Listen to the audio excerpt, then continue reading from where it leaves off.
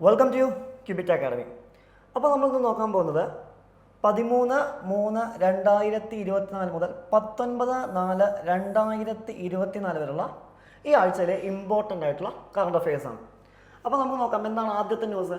ആദ്യത്തെ ന്യൂസ് എന്ന് പറയുന്നത് സെൻട്രൽ സ്റ്റേറ്റ് റിലേഷൻസുമായി ബന്ധപ്പെട്ടിരിക്കുന്നതാണ് അല്ലേ. അതായത് പ്രധാനമായിട്ടും നമ്മൾ എന്താണ് ഡിസ്ട്രിബ്യൂഷൻ ഓഫ് പവേഴ്സുമായി ബന്ധപ്പെട്ട് കിടക്കുന്നതാണ് എന്താണ് ന്യൂസിൽ വന്നിരിക്കുന്നത്. ഓക്കെ, അപ്പോൾ നമുക്ക് നോക്കാം എന്താണ് ഡിസ്ട്രിബ്യൂഷൻ ഓഫ് പവേഴ്സുമായി ബന്ധപ്പെട്ട് ന്യൂസ് വന്നിരിക്കുന്നത്. എന്താണ് the supreme court of India has expressed concern over the growing trend of state being compelled to approach against the centre. അതായത് നമുക്കറിയാം, അതായത് സുപ്രീം കോർട്ടിൻ്റെ ജൂറിസ്ഡിക്ഷൻ അഥവാ ഒറിജിനൽ ജൂറിസ്ഡിക്ഷൻ എന്ന് വിളിക്കും. എന്താണ് ഈ ഒറിജിനൽ ജൂറിസ്ഡിക്ഷൻ എന്ന് പറഞ്ഞു കഴിഞ്ഞാൽ ഇന്ത്യൻ ഫെഡറേഷനിൽ എന്തെങ്കിലും ഇഷ്യൂസ് ഉണ്ടെങ്കിൽ, ഓക്കെ, ഇന്ത്യൻ ഫെഡറേഷനിൽ എന്തെങ്കിലും ഇഷ്യൂസ് ഉണ്ടെങ്കിൽ, ഉദാഹരണമായിട്ട് ഫോർ എക്സാമ്പിൾ സെൻട്രൽ ഗവൺമെൻറ്റും സ്റ്റേറ്റ് ഗവൺമെൻറ്റോ അല്ലെങ്കിൽ സ്റ്റേറ്റ്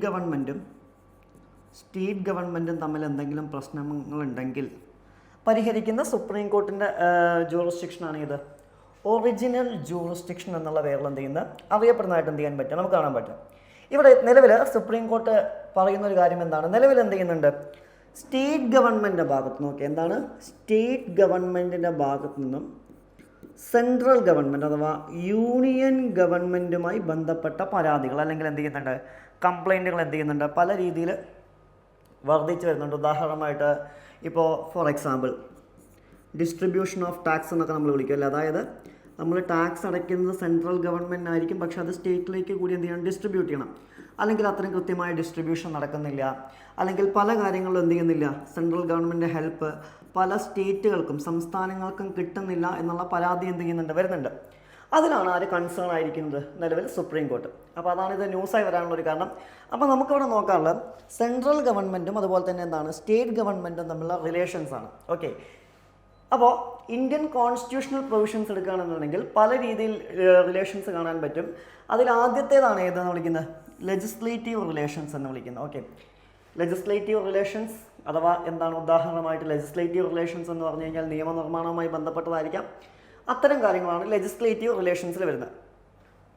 ഇന്ത്യൻ കോൺസ്റ്റിറ്റ്യൂഷൻ്റെ ആർട്ടിക്കിൾ 245 മുതൽ ആർട്ടിക്കിൾ 255 വരെയാണ് ഏതിനെക്കുറിച്ച് പറയുന്നത്, ലെജിസ്ലേറ്റീവ് റിലേഷൻസിനെ കുറിച്ച് പറയുന്നതായിട്ട് എന്ത് ചെയ്യാൻ പറ്റുക നമുക്ക്. അപ്പോൾ നമുക്ക് നോക്കാം എന്തൊക്കെയാണ് പറയുന്നത്. ഒന്ന്, parliament has over riding legislative powers over the state legislature. അതായത് ഫോർ എക്സാമ്പിൾ ചില കാര്യങ്ങളിൽ ഇന്ത്യൻ പാർലമെൻറ്റിന്, ഓക്കെ, ചില കാര്യങ്ങളിൽ എന്താണ് ഇന്ത്യൻ പാർലമെൻറ്റിന് സ്റ്റേറ്റ് ലെജിസ്ലേച്ചറിനേക്കാൾ കൂടുതൽ അധികാരമുണ്ടായിരിക്കും. ഓക്കെ, എന്താണ് സ്റ്റേറ്റ് ലെജിസ്ലേച്ചറിനേക്കാൾ കൂടുതൽ അധികാരമുണ്ടായിരിക്കും. ഫോർ എക്സാമ്പിൾ നമുക്കറിയാം, നമ്മൾ അധികാരങ്ങളെ മൂന്നായി തരംതിരിക്കുന്നുണ്ടല്ലോ. For example union list, state list, concurrent list. ഇപ്പോൾ അതിൽ യൂണിയൻ ലിസ്റ്റ് എന്ന് പറഞ്ഞു കഴിഞ്ഞാൽ നമുക്കറിയാം, യൂണിയൻ ലിസ്റ്റ് എന്ന് പറഞ്ഞു കഴിഞ്ഞാൽ എന്താണ് പാർലമെൻറ്റ് നിയമങ്ങൾ ഉണ്ടാക്കുന്നതിനെ നമ്മൾ വിളിക്കുന്ന പേരാണ് ഇത് യൂണിയൻ ലിസ്റ്റ്. ഓക്കെ, ഇനി സ്റ്റേറ്റ് ലിസ്റ്റ് എന്ന് പറഞ്ഞു കഴിഞ്ഞാൽ എന്താണ് സ്റ്റേറ്റ് ലെജിസ്ലേച്ചർ നിയമങ്ങൾ ഉണ്ടാക്കുന്നതിനെ നമ്മൾ വിളിക്കുന്ന പേരാണ് ഇതെന്ന് വിളിക്കുന്നത് സ്റ്റേറ്റ് ലിസ്റ്റ് എന്ന് വിളിക്കുന്നത്. പിന്നെ വരുന്നതാണ് ഇത് കൺകറൻറ്റ് ലിസ്റ്റ്. അതായത് എന്താണ് ഇന്ത്യൻ പാർലമെൻറ്റും അതുപോലെ തന്നെ പ്ലസ് സ്റ്റേറ്റ് ലെജിസ്ലേച്ചറും കൂടി നിയമങ്ങൾ ഉണ്ടാക്കുന്നതിനെ നമ്മൾ വിളിക്കുന്ന പേരാണ് ഇത് കൺകറൻറ്റ് ലിസ്റ്റ്. പക്ഷേ ഇതിൽ നമുക്കിപ്പോൾ സ്റ്റേറ്റ് ലിസ്റ്റ് എടുത്ത് നോക്കിക്കഴിഞ്ഞാൽ അറിയാം, സ്റ്റേറ്റ് ലിസ്റ്റിൻ്റെ ഒരു പ്രത്യേകത എന്താണെന്ന് ചോദിച്ചു കഴിഞ്ഞാൽ സ്റ്റേറ്റ് ലിസ്റ്റിൽ നിയമങ്ങൾ ഉണ്ടാക്കാൻ എപ്പോൾ മാത്രമേ പറ്റുള്ളൂ. ഫോർ എക്സാമ്പിൾ നോർമൽ സർക്കംസ്റ്റാൻസസ് എന്ന് വിളിക്കുക. എന്താണ് നോർമൽ സർക്കംസ്റ്റാൻസസ്? എന്താണ് ഈ നോർമൽ സർക്കംസ്റ്റാൻസസ് എന്നുകൊണ്ട് ഉദ്ദേശിക്കുന്നത്? ഫോർ എക്സാമ്പിൾ ഇപ്പോൾ സ്റ്റേറ്റിൽ എന്തെങ്കിലും ഒരു ഇഷ്യൂ ഉണ്ടെന്ന് വയ്ക്കുക. സ്റ്റേറ്റിൽ എന്തെങ്കിലും ഇഷ്യൂ ഉണ്ടെന്ന് പറഞ്ഞാൽ ഫോർ എക്സാമ്പിൾ ഇപ്പോൾ സ്റ്റേറ്റിലൊരു എമർജൻസി അല്ലെങ്കിൽ എന്താണ് പ്രസിഡൻറ്റ് റൂളൊക്കെ ഉണ്ട് എന്നുണ്ടെങ്കിൽ ആ സമയത്ത് നിയമം നിർമ്മിക്കാൻ ആർക്ക് സാധിക്കില്ല, സ്റ്റേറ്റിന് സാധിക്കില്ല. അല്ലാതെ പോകുന്നൊരു സാധാരണ അവസ്ഥയിൽ മാത്രമേ എന്ത് ചെയ്യാൻ പറ്റൂ, നിയമം നിർമ്മിക്കാൻ ആർക്ക് സാധിക്കുള്ളൂ, സ്റ്റേറ്റിന് സാധിക്കുള്ളൂ. ഓക്കെ, അതിനെ വിളിക്കുന്ന പേരാണ് ഇത് നോർമൽ സർക്കംസ്റ്റാൻസസ്. അല്ലാത്ത സാഹചര്യങ്ങളിൽ ആർക്ക് നിയമം നിർമ്മിക്കാൻ പറ്റും, പാർലമെൻറ്റും. ഓക്കെ, അതാണ് ഇതിൽ പ്രധാനമായിട്ടും എന്ത് ചെയ്യുന്നത് പറയുന്നത്. അതുപോലെ തന്നെ ഇനി ഈ യൂണിയൻ ലിസ്റ്റിലും അല്ലെങ്കിൽ സ്റ്റേറ്റ് ലിസ്റ്റിലും കൺകറൻറ്റിലും ലിസ്റ്റിലും പറയാത്ത എന്തെങ്കിലും കാര്യങ്ങളുണ്ടെന്ന് വയ്ക്കാം, അതിൽ നിയമം നിർമ്മിക്കാനുള്ള അധികാരവും ആർക്കായിരിക്കും, പാർലമെൻറ്റിനായിരിക്കും. ഓക്കെ, അപ്പോൾ അതിൽ നിയമം നിർമ്മിക്കുന്ന ആരാന്ന് ചോദിച്ചു കഴിഞ്ഞാൽ ആരായിരിക്കും? പാർലമെൻ്റ് ആയിരിക്കും. ഫോർ എക്സാമ്പിൾ നമുക്ക് വേണമെങ്കിൽ പറയാം സൈബർ ലോസ്. ഓക്കെ, ഇതാണ് സൈബർ ലോസ് ഒക്കെ ഇതിന് എക്സാമ്പിളാണ്. ഇതിന് എക്സാമ്പിളായിട്ട് എന്ത് ചെയ്യാൻ പറ്റും? നമുക്ക് പറയാൻ പറ്റും. ഓക്കെ, അതാണ് പറഞ്ഞിരിക്കുന്നത്. ഇതാണ് ലെജിസ്ലേറ്റീവ് റിലേഷൻസുമായി ബന്ധപ്പെട്ട് നമുക്ക് പ്രധാനമായിട്ടും എന്ത് ചെയ്യാറുള്ളത് നോക്കാനുള്ള. അപ്പോൾ ഇന്ത്യൻ കോൺസ്റ്റിറ്റ്യൂഷൻ്റെ ആർട്ടിക്കിൾ 245 മുതൽ ആർട്ടിക്കിൾ 255 വരെയാണ് ഇതിനെക്കുറിച്ച് പറയുന്നത്. ലെജിസ്ലേറ്റീവ് റിലേഷൻസിനെ കുറിച്ച് പറയുന്നതായിട്ട് എന്ത് ചെയ്യാൻ പറ്റുക? നമുക്ക് കാണാൻ പറ്റുക. പിന്നെ വരുന്നതാണ് ഇത് അഡ്മിനിസ്ട്രേറ്റീവ് റിലേഷൻസ്. ഓക്കെ, ഇന്ത്യൻ കോൺസ്റ്റിറ്റ്യൂഷൻ്റെ ആർട്ടിക്കിൾ 256 മുതൽ 263 വരെയാണ് ഇതിനെക്കുറിച്ച് പറയുന്നത് അഡ്മിനിസ്ട്രേറ്റീവ് റിലേഷൻസ്. അതായത് എന്താണ് പറയുന്നത്? The state required to follow laws made by parliament concept of cooperative federalism in administrative matters. അതായത് ഫോർ എക്സാമ്പിൾ ഇപ്പോൾ പാർലമെൻറ്റ് ഏതെങ്കിലും രീതിയിലൊരു നിയമം നിർമ്മിക്കുന്നു എന്ന് വയ്ക്കുക. ഓക്കെ, പാർലമെൻറ്റ് ഏതെങ്കിലും രീതിയിൽ ഒരു നിയമം നിർമ്മിക്കുന്നു എന്ന് വയ്ക്കുക. ഈ നിയമം അനുസരിക്കാൻ ആര് ബാധ്യസ്ഥരാണ്? സ്റ്റേറ്റ് ബാധ്യസ്ഥരാണ്. അതാണ് കോപ്പറേറ്റീവ് ഫെഡറലിസം. അതായത് ഫുൾ ഫെഡറലിസം അല്ല, എന്താണ്? കോപ്പറേറ്റീവ് ഫെഡറലിസമാണ്. അതായത് സ്റ്റേറ്റിൻ്റെ കാര്യത്തിൽ നിയമം ഉണ്ടാക്കാം, പാർലമെൻറ്റിന് എന്ത് ചെയ്യാം? അതിൻ്റേതായ കാര്യങ്ങളിൽ നിയമം ഉണ്ടാക്കാം. പക്ഷേ ഓൾ ഇന്ത്യ തലത്തിൽ പാർലമെൻറ്റ് ഉണ്ടാക്കുന്ന നിയമങ്ങൾ അനുസരിക്കാൻ ആര് ബാധ്യസ്ഥരാണ് എന്നുള്ളതാണ്. സ്റ്റേറ്റ് ബാധ്യസ്ഥരാണ് എന്നുള്ളതാണ്. അതിനെ നമ്മൾ വിളിക്കുന്ന പേരാണ് ഏത്? Cooperative federalism. അപ്പോൾ അതെന്ത് പേരിലാണ് അറിയപ്പെടുന്നത് എന്ന് വെച്ച് കഴിഞ്ഞാൽ എന്ത് പേരിലാണ്? കോപ്പറേറ്റീവ് ഫെഡറലിസം എന്നുള്ള പേരിലാണ് എന്ത് ചെയ്യുന്നത്? അറിയപ്പെടുന്നതായിട്ട് എന്ത് ചെയ്യാൻ പറ്റുക? നമുക്ക് കാണാൻ പറ്റുക. ഓക്കെ, അതുപോലെ തന്നെ എന്താണ്? Centre power to give directions to state on certain matters. അതുപോലെ തന്നെ ചില പ്രത്യേക കാര്യങ്ങളിൽ സ്റ്റേറ്റിലേക്ക് ഡയറക്ഷൻസ് കൊടുക്കാൻ ആൾക്ക് സാധിക്കും, സെൻട്രൽ ഗവൺമെൻറ്റിന് സാധിക്കും എന്നുള്ളതും ഏതിൻ്റെ പ്രത്യേകതയാണ്? ഈ അഡ്മിനിസ്ട്രേറ്റീവ് റിലേഷൻസിൻ്റെ എന്താണ്? പ്രത്യേകതയാണ്. പിന്നെ വരുന്നതാണ് ഏത്? Financial relations. ഇന്ത്യൻ കോൺസ്റ്റിറ്റ്യൂഷൻ്റെ ആർട്ടിക്കിൾ 263 മുതൽ 293 വരെയാണ്. എന്താണ് പറയുന്നത്? ഒന്ന്, division of taxation powers between the central and state. ഇപ്പോൾ നമുക്കറിയാം ഇന്ത്യയിൽ ഫൈനാൻസുമായി ബന്ധപ്പെട്ട കാര്യങ്ങളൊക്കെ നോക്കുന്ന പ്രധാനമായിട്ടും ആരാണ്? ഫൈനാൻസ് കമ്മീഷനാണ്.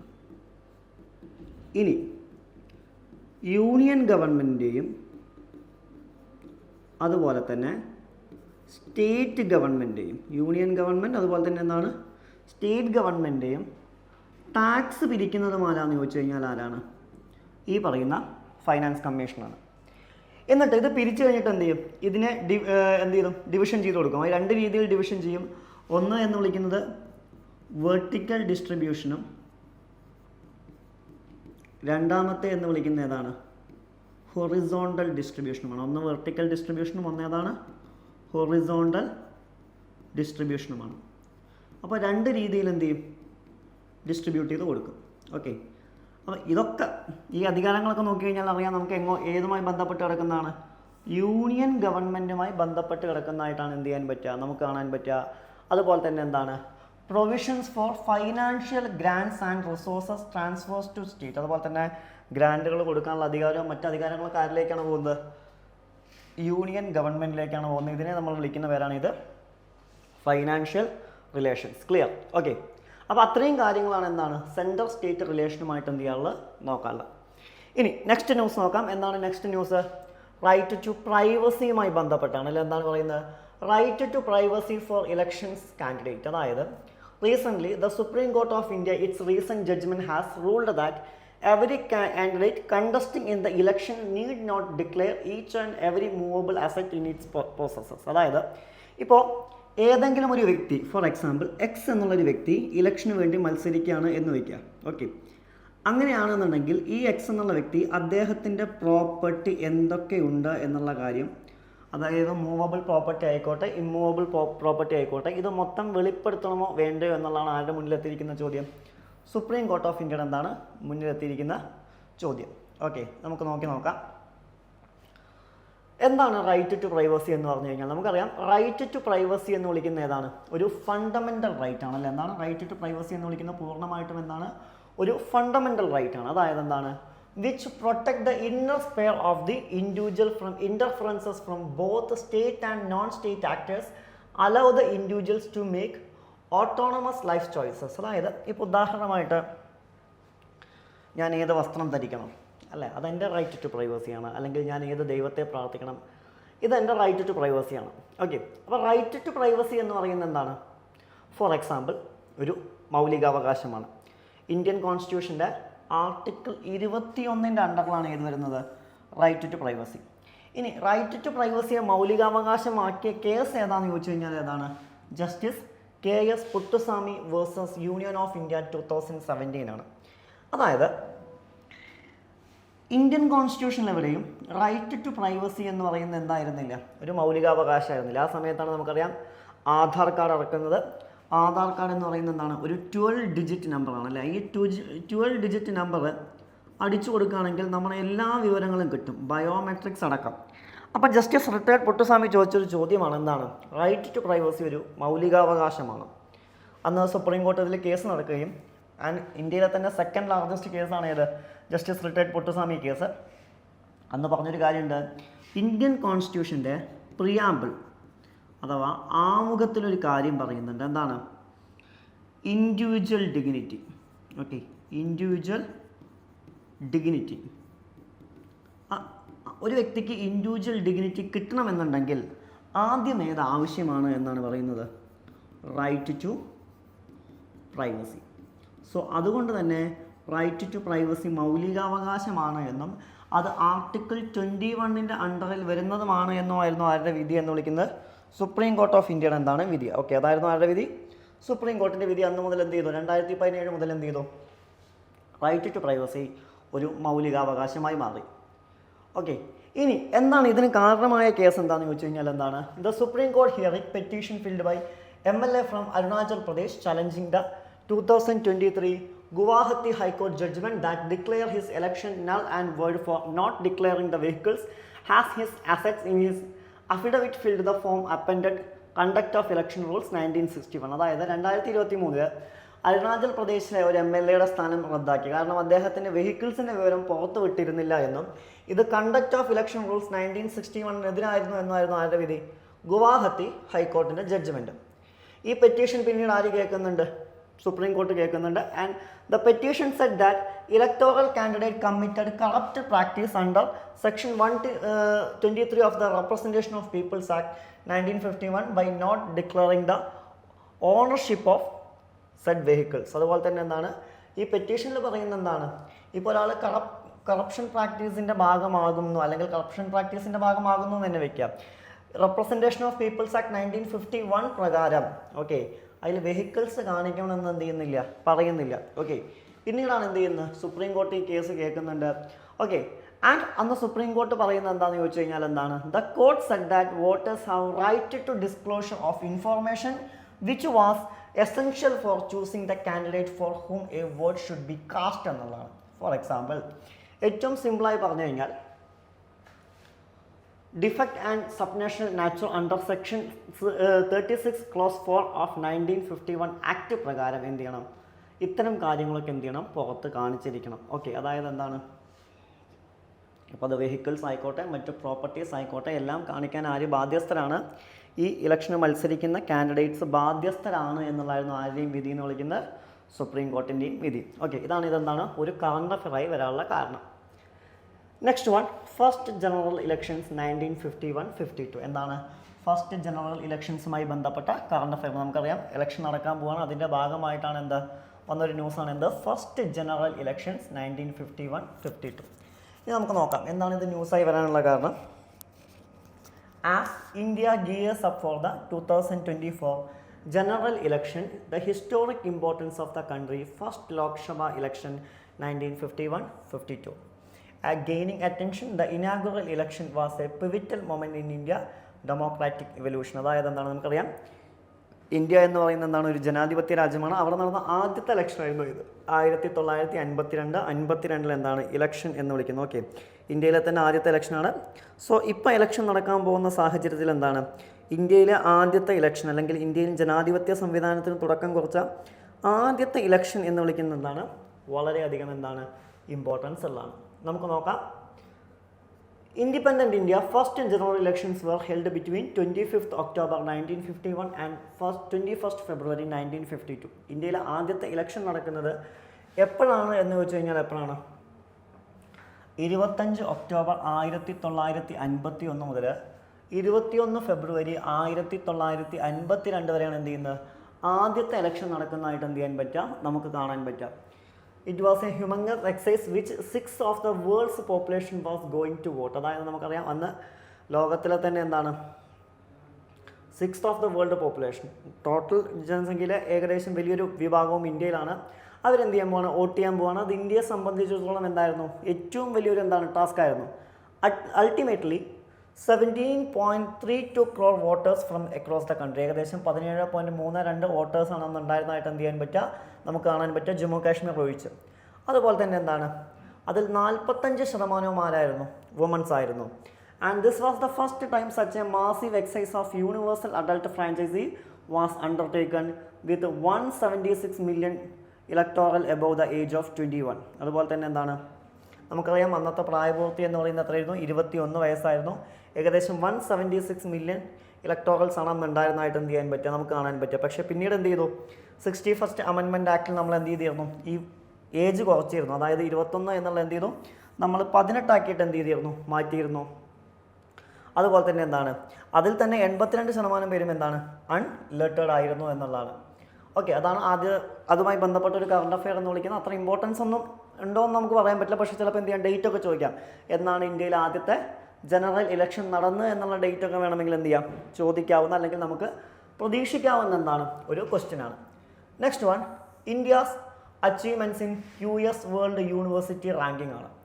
എന്താണ് India's higher education research landscape was shown significant process in the 2024 US world university ranking by subject reflecting the country's growing presence in the global academic community. Okay, ഇതാണ് ഇത് ന്യൂസായി വരാനുള്ള കാരണം. നമുക്ക് നോക്കാം ഇതുമായി ബന്ധപ്പെട്ട് നമുക്ക് എന്തൊക്കെയാണ് നോക്കാനുള്ളത്. IIM Ahmedabad, IIM Bangalore and IIM Calcutta ranked among top 50 institutions globally for the business and management studies. അതായത് ലോകത്തിലെ ബിസിനസ് ആൻഡ് മാനേജ്മെൻറ്റ് സ്റ്റഡീസിലെ ടോപ്പ് 50 യൂണിവേഴ്സിറ്റീസ് എടുക്കുകയാണെങ്കിൽ അതിലെ 3 എന്ന് പറയുന്നത് എവിടെ നിന്നാണ്, ഇന്ത്യയിൽ നിന്നാണ്. ഏതൊക്കെയാണ്, ഒന്ന് ഏതാണ് IIM അഹമ്മദാബാദ്, രണ്ട് ഏതാണ് IIM Bangalore and third one IIM Calcutta. And Jawaharlal Nehru university that is JNU achieved 20th position globally for the development studies, making the highest ranked university in India. അതായത് എന്താണ് ഗ്ലോബലി തന്നെ എന്താണ് നമ്മുടെ JNU ജവഹർലാൽ നെഹ്റു യൂണിവേഴ്സിറ്റി എന്താണ് 20ാം സ്ഥാനത്തും ഇന്ത്യയിലെ തന്നെ ടോപ്പ് റാങ്കിങ് ഇൻസ്റ്റിറ്റ്യൂട്ടുമാണ്. അതുപോലെ തന്നെ എന്താണ് the Saveetha Institute of Medical and Technical Sciences in Chennai secured 24th position globally by dentistry studies. അതുപോലെ തന്നെ ഡെന്റിസ്ട്രി സ്റ്റഡീസിൽ ഗ്ലോബലി 24ാമത്തെ റാങ്കാണ് ആർക്കുള്ളത്, the Saveetha Institute of Medical and Technical Sciences in ചെന്നൈക്കുള്ളതായിട്ട് എന്ത് ചെയ്യാൻ പറ്റുക നമുക്ക് കാണാൻ പറ്റുക എന്നുള്ളതാണ്. അതുപോലെ തന്നെ എന്താണ് India ranked 4th in the research volume globally. അതുപോലെ തന്നെ റിസർച്ച് വോളിയത്തിൽ ഇന്ത്യയുടെ സ്ഥാനം എന്ന് പറയുന്നത് എത്രയാണ്, 4ാമതാണ്. ഇന്ത്യക്ക് മുമ്പ് ആരൊക്കെ ഉള്ളതെന്ന് ചോദിച്ചു കഴിഞ്ഞാൽ ആരാണ്, ചൈന, US അതുപോലെ തന്നെ UK ഉള്ളതായിട്ട് എന്ത് ചെയ്യാൻ പറ്റുക നമുക്ക് കാണാൻ പറ്റുക. ഇന്ത്യക്ക് എത്രാമത്തെ സ്ഥാനമാണ്, 4ാമത്തെ സ്ഥാനമാണുള്ളത്. അതുപോലെ തന്നെ 2017 മുതൽ 22 വരെ നോക്കുകയാണെങ്കിൽ എന്താണ് 54% സർജൻ റിസർച്ചാണ് എന്ത് ചെയ്യാൻ പറ്റുക നമുക്ക് കാണാൻ പറ്റുക എന്നുള്ള ആരുടെ പ്രത്യേകതയാണ്, നമ്മുടെ പ്രത്യേകതയാണ്. അപ്പോൾ ഇതെന്താണ് ഒരു കറണ്ട് അഫെയർ ആയിട്ട് എന്താണ് വരാനുള്ള കാരണം. അതുകൂടാതെ തന്നെ പിന്നെ പറയുന്നൊരു പോയിന്റ് എന്താണെന്ന് ചോദിച്ചു കഴിഞ്ഞാൽ in the border Asian context India ranked second of the number of universities featured and hold the 4th position total number of ranked universities. അതായത് എന്താണ് ഏഷ്യൻ കോണ്ടെക്സ്റ്റിൽ നോക്കുകയാണെങ്കിൽ നേരത്തെ പറഞ്ഞ പോലെ തന്നെ 2ാമതും മറ്റേതാണ് എന്താണ് 4ാമതുമാണ്. And India faces challenges in securing citizens in the premier global journeys with only 50% of its research cited the top tier journals between 2017 and 21 എന്ന് പറയുന്നതും ഇന്ത്യ നേരിട്ടൊരു ചലഞ്ചാണ്. അത് അത്ര ഇമ്പോർട്ടൻ്റ് ആയ ഒരു പോയിന്റ് അല്ല, ഞാൻ ജസ്റ്റ് എന്ത് ചെയ്തു പറഞ്ഞു എന്ന് മാത്രം. നെക്സ്റ്റ് വണ്ണാണ് ഇത് new year festivals across India. എന്താണ് ഇതൊരു ന്യൂസായി വരാനുള്ള കാരണം എന്താണെന്ന് നമുക്ക് നോക്കാം. എന്താണ് recently the traditional Hindu new year festivals. Okay, എന്താണ് ഹിന്ദു ന്യൂ ഇയർ ഫെസ്റ്റിവൽസുമായി ബന്ധപ്പെട്ടാണ് എന്താണ് പറയുന്നത്, Chaitra Sukladi or Ugadi, Gudi Padwa, Cheti Chand, Navreh and Sajibu Cheiraoba were celebrated across India അല്ലേ. അതായത് എന്താണ്, ഇന്ത്യയുടെ പല ഭാഗങ്ങളിൽ പല പേരുകളിലാണ് എന്ത് ചെയ്യുന്നത്, ഇത് ആഘോഷിക്കുന്നതായിട്ട് എന്ത് ചെയ്യാൻ പറ്റുക, നമുക്ക് കാണാൻ പറ്റും. ഓക്കെ, അതായത് ഇന്ത്യയുടെ major traditional Indian new year festivals ആണ്. നമുക്ക് നോക്കാം. അതിൽ ആദ്യത്തേതാണ് ചിത്ര സുഗൽഡി. എന്താണ്, ഇതെവിടെയാണ് സെലിബ്രേറ്റ് ചെയ്യുന്നത്? ഇത് നോർത്ത് ഇന്ത്യയിലാണ് എന്ത് ചെയ്യുന്നത്, സെലിബ്രേറ്റ് ചെയ്യുന്നതായിട്ട് എന്ത് ചെയ്യാൻ പറ്റുക, നമുക്ക് കാണാൻ പറ്റുക. ഇത് എന്തിന് തുടക്കം കുറിക്കുന്നു എന്നാണ് പറയുന്നത്? ഹിന്ദു ന്യൂ ഇയറിന് എന്ത് ചെയ്യുന്നുണ്ട്, തുടക്കം കുറിക്കുന്നുണ്ട്. ഓക്കെ, എന്താണ് ഹിന്ദു ന്യൂ ഇയർ എന്ന് പറയുന്നത്? Vikram Samvat begins the new moon of the month of Chaitra. ഇതിനെ നമ്മൾ വിളിക്കുന്ന പേരാണ് ഇത് Hindu new year. And according to the popular tradition, king Vikramaditya of Ujjain establish the Vikrama Savat era after the defeating the Shagas. The earliest known as inscription, which is called the Vikrama, is from 842 CE. അതായത് എന്താണ്, 842 സിയിൽ എന്ത് പേരിലും ഇത് വിക്രമ എന്നുള്ള പേരിലും എന്ത് ചെയ്യുന്നുണ്ട്, അറിയപ്പെടുന്നതായിട്ട് എന്ത് ചെയ്യാൻ പറ്റും, നമുക്ക് ഇൻസ്ക്രിപ്ഷൻസിൽ നിന്ന് കാണാൻ പറ്റും എന്നുള്ളത് ഏതിൻ്റെ പ്രത്യേകതയാണ്, ഇതിൻ്റെ പ്രത്യേകതയാണ്. നെക്സ്റ്റ് വൺ ആണ് ഇത് ഉഗഡി. എന്താണ്, ഉഗഡി marks the commitment of the Hindu new year and observed in Andhra Pradesh, Telangana, Karnataka. ഇത് ഒരു ഹിന്ദു ന്യൂ ഇയർ എന്നുള്ള പേരിൽ ഈ ഒരു ഫെസ്റ്റിവൽ എവിടെയാണ് കാണപ്പെടുന്നത് എന്ന് വെച്ച് കഴിഞ്ഞാൽ എവിടെയൊക്കെയാണ്? Andhra Pradesh, Telangana, Karnataka. The terms യുഗഡി or ഉഗഡി സ്റ്റീംസ് from the Sanskrit word യുഗ. അതായത് എന്താണ്, ഉഗഡി എന്ന വാക്കിൻ്റെ അർത്ഥം എന്താണ്? യുഗ എന്ന് പറഞ്ഞു കഴിഞ്ഞാൽ എന്താണ്, ഏജ് എന്നും, അടി എന്ന് പറഞ്ഞു കഴിഞ്ഞാൽ എന്താണ്, ബിഗിനിങ് എന്നാണ്. അതായത് ഒരു പുതിയ ഏജിന് തുടക്കം കുറിക്കുന്നു എന്നുള്ള അർത്ഥത്തിലാണ് എന്ത് ചെയ്യുന്നത്, ഈ ഒരു ടേം എന്താണ് യൂസ് ചെയ്യുന്നതായിട്ട് എന്ത് ചെയ്യാൻ പറ്റുക, നമുക്ക് കാണാൻ പറ്റും. അതിൽ രണ്ട് വാക്കുകളും ശരിയാണ്. അതുപോലെ തന്നെ എന്താണ്, Panchanga Shravanam, the reading of the elements for the new year is the important ritual. Next one ആണ് ഇത് ഗുഡി പഡ്വ. എന്താണ്, Gudi Padwa also known as the Samvatsar Padvo is the observed in Maharashtra and Goa. Okay, ഇത് എവിടെയൊക്കെയാണ് കാണപ്പെടുന്നത് എന്ന് വെച്ച് കഴിഞ്ഞാൽ ഏതൊക്കെ സംസ്ഥാനങ്ങളിലാണ്? മഹാരാഷ്ട്രയിലും ഗോവയിലുമാണ്. ഇതെന്താണ്, beginning of Marathi new year എന്നുള്ള പേരിലാണ് എന്ത് ചെയ്യുന്നത്, അറിയപ്പെടുന്നത്. നമ്മൾ നേരത്തെ പറഞ്ഞ പോലെ തന്നെ ഇതും എന്താണ്, ചൈത്ര മന്തിൻ്റെ ഫസ്റ്റ് ഡേ ആണ് എന്നുള്ളത് എന്താണ്, അതായത് എന്താണ്, ഹിന്ദു ന്യൂ ഇയർ അല്ലെങ്കിൽ എന്താണ് മറാത്തി ന്യൂ ഇയർ എന്നുള്ള പേരിലൊക്കെയാണ് എന്ത് ചെയ്യുന്നത്, ഇത് അറിയപ്പെടുന്നതായിട്ട് എന്ത് ചെയ്യാൻ പറ്റുക, നമുക്ക് കാണാൻ പറ്റുക. ഇതൊക്കെ പ്രധാനമായിട്ട് എവിടെ നിന്ന് വരുന്നതെന്ന് വെച്ച് കഴിഞ്ഞാൽ ആർട്ട് ആൻഡ് കൾച്ചറിൽ നിന്ന് വരുന്ന ചോദ്യങ്ങളാണ്, ശ്രദ്ധിക്കുക. പിന്നെ വരുന്നതാണ് ഇത് ചേത്തി ചന്ദ്. ഇത് എവിടെയാണ്? സിന്ധി കമ്മ്യൂണിറ്റിയിലാണ് എന്ത് ചെയ്യുന്നത്, ഇത് സെലിബ്രേറ്റ് ചെയ്യുന്നത്. സിന്ധി ന്യൂ ഇയർ ആയിട്ടാണ് എന്ത് ചെയ്യുന്നത്, ഇത് സെലിബ്രേറ്റ് ചെയ്യുന്നതായിട്ട് എന്ത് ചെയ്യാൻ പറ്റുക, നമുക്ക് കാണാൻ പറ്റുക. ഓക്കെ, ഇത് ആരുടെ ബർത്ത് ആണെന്നാണ് പറയുന്നത്? ജുലൈൽ അഥവാ ആൾസോ കാൾഡ് ഉധർലോൽ. അതായത് എന്താണ്, അവരുടെ പാട്രോൺ സെയിൻ്റ് ആണ്, അവരുടെ ബർത്ത് ആയിട്ടാണ് എന്ത് ചെയ്യുന്നത്, ഇത് സെലിബ്രേറ്റ് ചെയ്യുന്നത്. പിന്നെ വരുന്നതാണ് നവരാഹ്. അതായത് എന്താണ്, കാശ്മീരി പണ്ഡിറ്റ് കമ്മ്യൂണിറ്റിയിലാണ് എന്ത് ചെയ്യുന്നത്, ഇത് സെലിബ്രേറ്റ് ചെയ്യുന്നത്. സംസ്കൃത് നവവർഷ എന്ന അർത്ഥം വരുന്നത്, അഥവാ ന്യൂ ഇയർ എന്നാണ് ഇതിൻ്റെ അർത്ഥം വരുന്നത്. ആൻഡ് കാശ്മീരി പണ്ഡിറ്റാണ് എന്ത് ചെയ്യുന്നത്, ഇത് സെലിബ്രേറ്റ് ചെയ്യുന്നതായിട്ട് എന്ത് ചെയ്യാൻ പറ്റുക, നമുക്ക് കാണാൻ പറ്റുക. എന്താണ്, their goddess Sharika and pay homage to during the festival എന്നുള്ളത് ഏതിൻ്റെ പ്രത്യേകതയാണ്, ഇതിൻ്റെ പ്രത്യേകതയാണ്. ക്ലിയർ? അപ്പോൾ ശ്രദ്ധിക്കുക. പിന്നെ വരുന്നതാണ് ഇത് സിജിബു ചെയ്ബോറ. ഓക്കെ, എന്താണ് സിജിബു ചെയ്ബോറ എന്താണ് വരുന്നത്, ഇത് എന്ത് പേരിലാണ് അറിയപ്പെടുന്നത്? മിതൈ ചെയ്ബോറ എന്നുള്ള പേരിലും എന്ത് ചെയ്യുന്നുണ്ട്, അറിയപ്പെടുന്നുണ്ട്. ഇതെവിടെയാണ്? മണിപ്പൂരിലാണ് എന്ത് ചെയ്യുന്നത്, ഇത് സെലിബ്രേറ്റ് ചെയ്യുന്നതായിട്ട് എന്ത് ചെയ്യാൻ പറ്റുക, നമുക്ക് കാണാൻ പറ്റുക. ഇത് എന്തിൻ്റെ ബിഗിനിങ് ആണെന്ന് അറിയുന്നത്? മണിപ്പൂരി ലൂണാറിൻ്റെ എന്താണ് ബിഗിനിങ് ആണ്. ഇതെവിടെയാണ് സെലിബ്രേറ്റ് ചെയ്യുന്നത്? മെയ്തിലി കമ്മ്യൂണിറ്റിയിലാണ് എന്ത് ചെയ്യുന്നത്, ഇത് സെലിബ്രേറ്റ് ചെയ്യുന്ന. മണിപ്പൂരിലെ തന്നെ ഒരു മെജോറിറ്റി എത്നിക് ഗ്രൂപ്പാണത്. ഓക്കെ, അപ്പോൾ ഇത് ഒരേ കാര്യം തന്നെയാണ്, പക്ഷേ എന്ത് ചെയ്യുന്നുണ്ട്, പല പേരുകളിൽ എന്ത് ചെയ്യുന്നുണ്ട്, സെലിബ്രേറ്റ് ചെയ്യുന്നുണ്ട് എന്നുള്ളൊരു ഡിഫറൻസ് മാത്രമേ എന്ത് ചെയ്യാൻ പറ്റൂ, നമുക്ക് കാണാൻ പറ്റും. ഓക്കെ, അപ്പോൾ ഇതൊക്കെ പ്രധാനമായിട്ടും എവിടെ നിന്ന് ചോദിക്കാവുന്ന ചോദ്യമാണെന്ന് വെച്ച് കഴിഞ്ഞാൽ എന്താണ്, ആർട്ട് ആൻഡ് കൾച്ചറിൽ നിന്ന് ചോദിക്കാവുന്ന ചോദ്യമാണ്. ശ്രദ്ധിക്കുക, ഇത് നമുക്ക് ഇന്ത്യയുടെ മാപ്പ് കാണാൻ പറ്റും, അതിൽ കൃത്യമായി കൊടുക്കുന്നുണ്ട്. ഇപ്പോൾ ഇതിൽ ഈ യെല്ലോ കളറിൽ കാണിച്ചിരിക്കുന്ന എന്താണ്, മാർച്ച് ഏപ്രിൽ മാസങ്ങളിൽ മാർച്ച് ഏപ്രിൽ സെലിബ്രേറ്റ് ചെയ്യുന്ന. ഗ്രീൻ കളർ കാണിക്കുന്ന എന്താണ്, ഏപ്രിൽ മാസത്തിൽ സെലിബ്രേറ്റ് ചെയ്യുന്ന. ആൻഡ് ബ്ലൂ എന്ന് പറയുന്നത് എന്താണ്, ഒക്ടോബർ നവംബറിലും. ബാക്കിയുള്ള ഈ പിങ്ക് എന്ന് പറയുന്നത് എന്താണ്, ഡിസംബർ മാസത്തിൽ സെലിബ്രേറ്റ് ചെയ്യുന്ന ഫെസ്റ്റിവൽസ് ഒക്കെയാണ്. ഓക്കെ, അപ്പോൾ അതെന്ത് ചെയ്യുക, നോക്കി വയ്ക്കുക, ഓരോന്ന് ഏതൊക്കെ സ്റ്റേറ്റിൽ ഏതൊക്കെ കാണപ്പെടുന്നുണ്ട് എന്നുള്ള കാര്യം എന്ത് ചെയ്യുക, നോട്ട് ചെയ്ത് വയ്ക്കുക. ക്ലിയർ? നെക്സ്റ്റ് ന്യൂസാണ് എന്ത്, ഏഷ്യൻ ഡെവലപ്മെൻറ്റ് ബാങ്ക്. എന്നാണ് ഏഷ്യൻ ഡെവലപ്മെൻറ്റ് ന്യൂസിൽ വരാനുള്ള കാരണം, അല്ലെങ്കിൽ ഏഷ്യൻ ഡെവലപ്മെൻറ്റ് ബാങ്ക് ന്യൂസിൽ വരാനുള്ള ഒരു കാരണം എന്താണ് നമുക്ക് നോക്കി നോക്കാം. എന്താ ന്യൂസ് എന്താണ്? The Asian development bank ADB recently release the Asia development outlook report in the April 2024. അതായത് എന്താണ് 2024 ഏപ്രിൽ എന്ത് ചെയ്തിട്ടുണ്ട് എന്ന് ചോദിച്ചു കഴിഞ്ഞാൽ എന്താണ് ഏഷ്യ ഡെവലപ്മെൻറ്റ് ഔട്ട്ലുക്ക് റിപ്പോർട്ട് എന്ത് ചെയ്തിട്ടുണ്ട്, പബ്ലിഷ് ചെയ്തിട്ടുണ്ട്.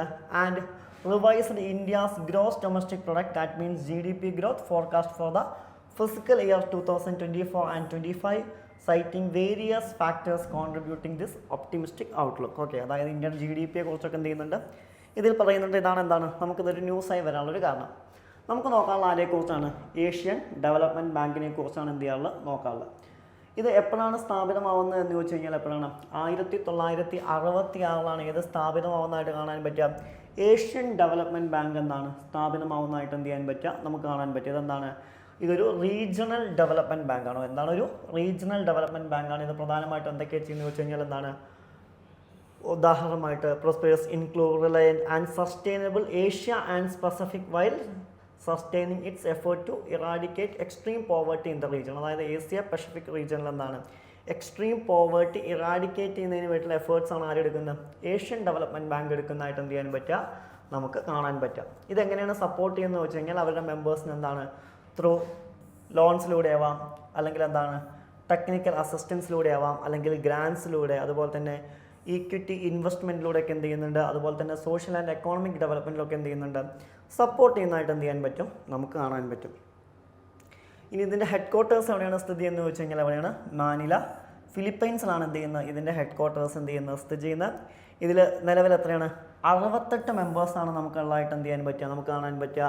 ഇതിൽ 49 പേര് എവിടെ നിന്നാണ് ചോദിച്ചു കഴിഞ്ഞാൽ എന്താണ് ഏഷ്യ എന്നും 19 പേര് എവിടെ നിന്നാണ് പസഫിക് എന്നുമാണ്. ഓക്കെ, ഞാൻ പറഞ്ഞു ഏഷ്യ പസഫിക് റീജിയനാണ് ഫോക്കസ് ചെയ്യുന്നത്. 68 മെമ്പേഴ്സിൽ 49 പേര് എവിടെ നിന്നാണ് ഏഷ്യയിൽ നിന്നും, അതുപോലെ തന്നെ എന്താണ് 19 പേരെ നമുക്ക് എവിടെ നിന്നാണ് കാണാൻ പറ്റുക, പസഫിക് എന്നുമാണ് കാണാൻ പറ്റുക. And Asian development bank and India is the founding member of Asian development bank and the bank 4th largest share holder. അതായത് എന്താണ് ഈ ഏഷ്യൻ ഡെവലപ്മെൻറ്റ് ബാങ്ക് നിലവിൽ വരുമ്പോൾ തന്നെ അതിലൊരു മെമ്പറായിരുന്നു ആര് എന്ന് വിളിക്കുന്നത്, ഇന്ത്യ എന്ന് വിളിക്കുന്നത്. അതുപോലെ തന്നെ എന്താണ് 4th ലാർജസ്റ്റ് ഷെയർ ഹോൾഡർ കൂടിയാണ് ആര് എന്ന് വിളിക്കുന്നത്, ഇന്ത്യ എന്ന് പറയുന്നത്. ഓക്കെ, ഏഷ്യൻ ഡെവലപ്മെൻറ്റ് ബാങ്കിൻ്റെ 4th ലാർജസ്റ്റ് ഷെയർ ഹോൾഡർ കൂടിയാണ് നമ്മുടെ രാജ്യം എന്ന് വിളിക്കുന്നത്.